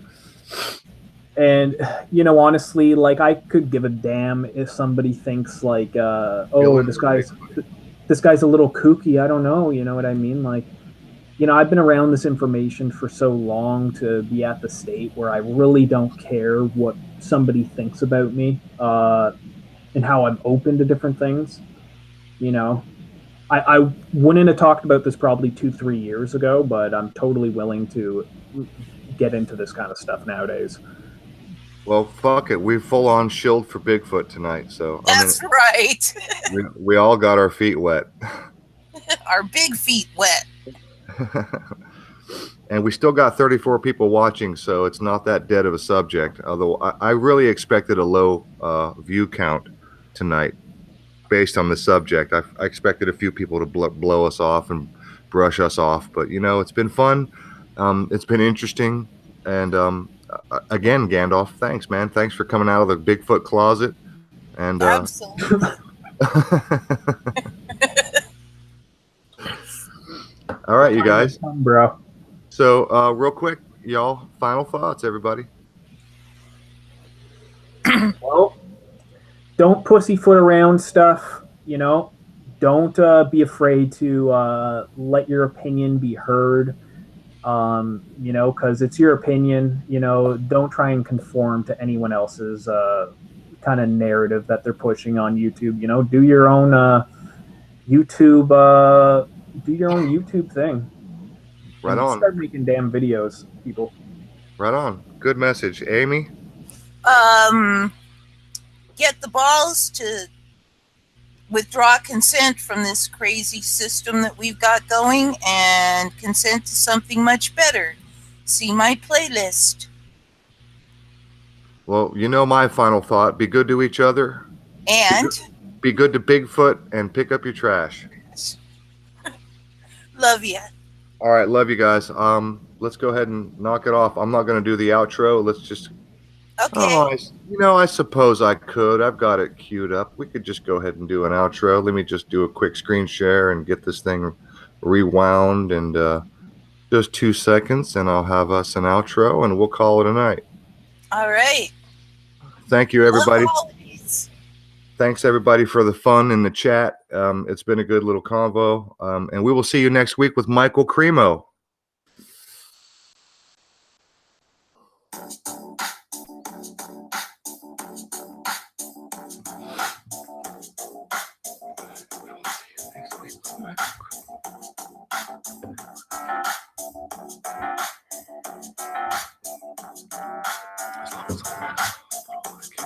Surgery.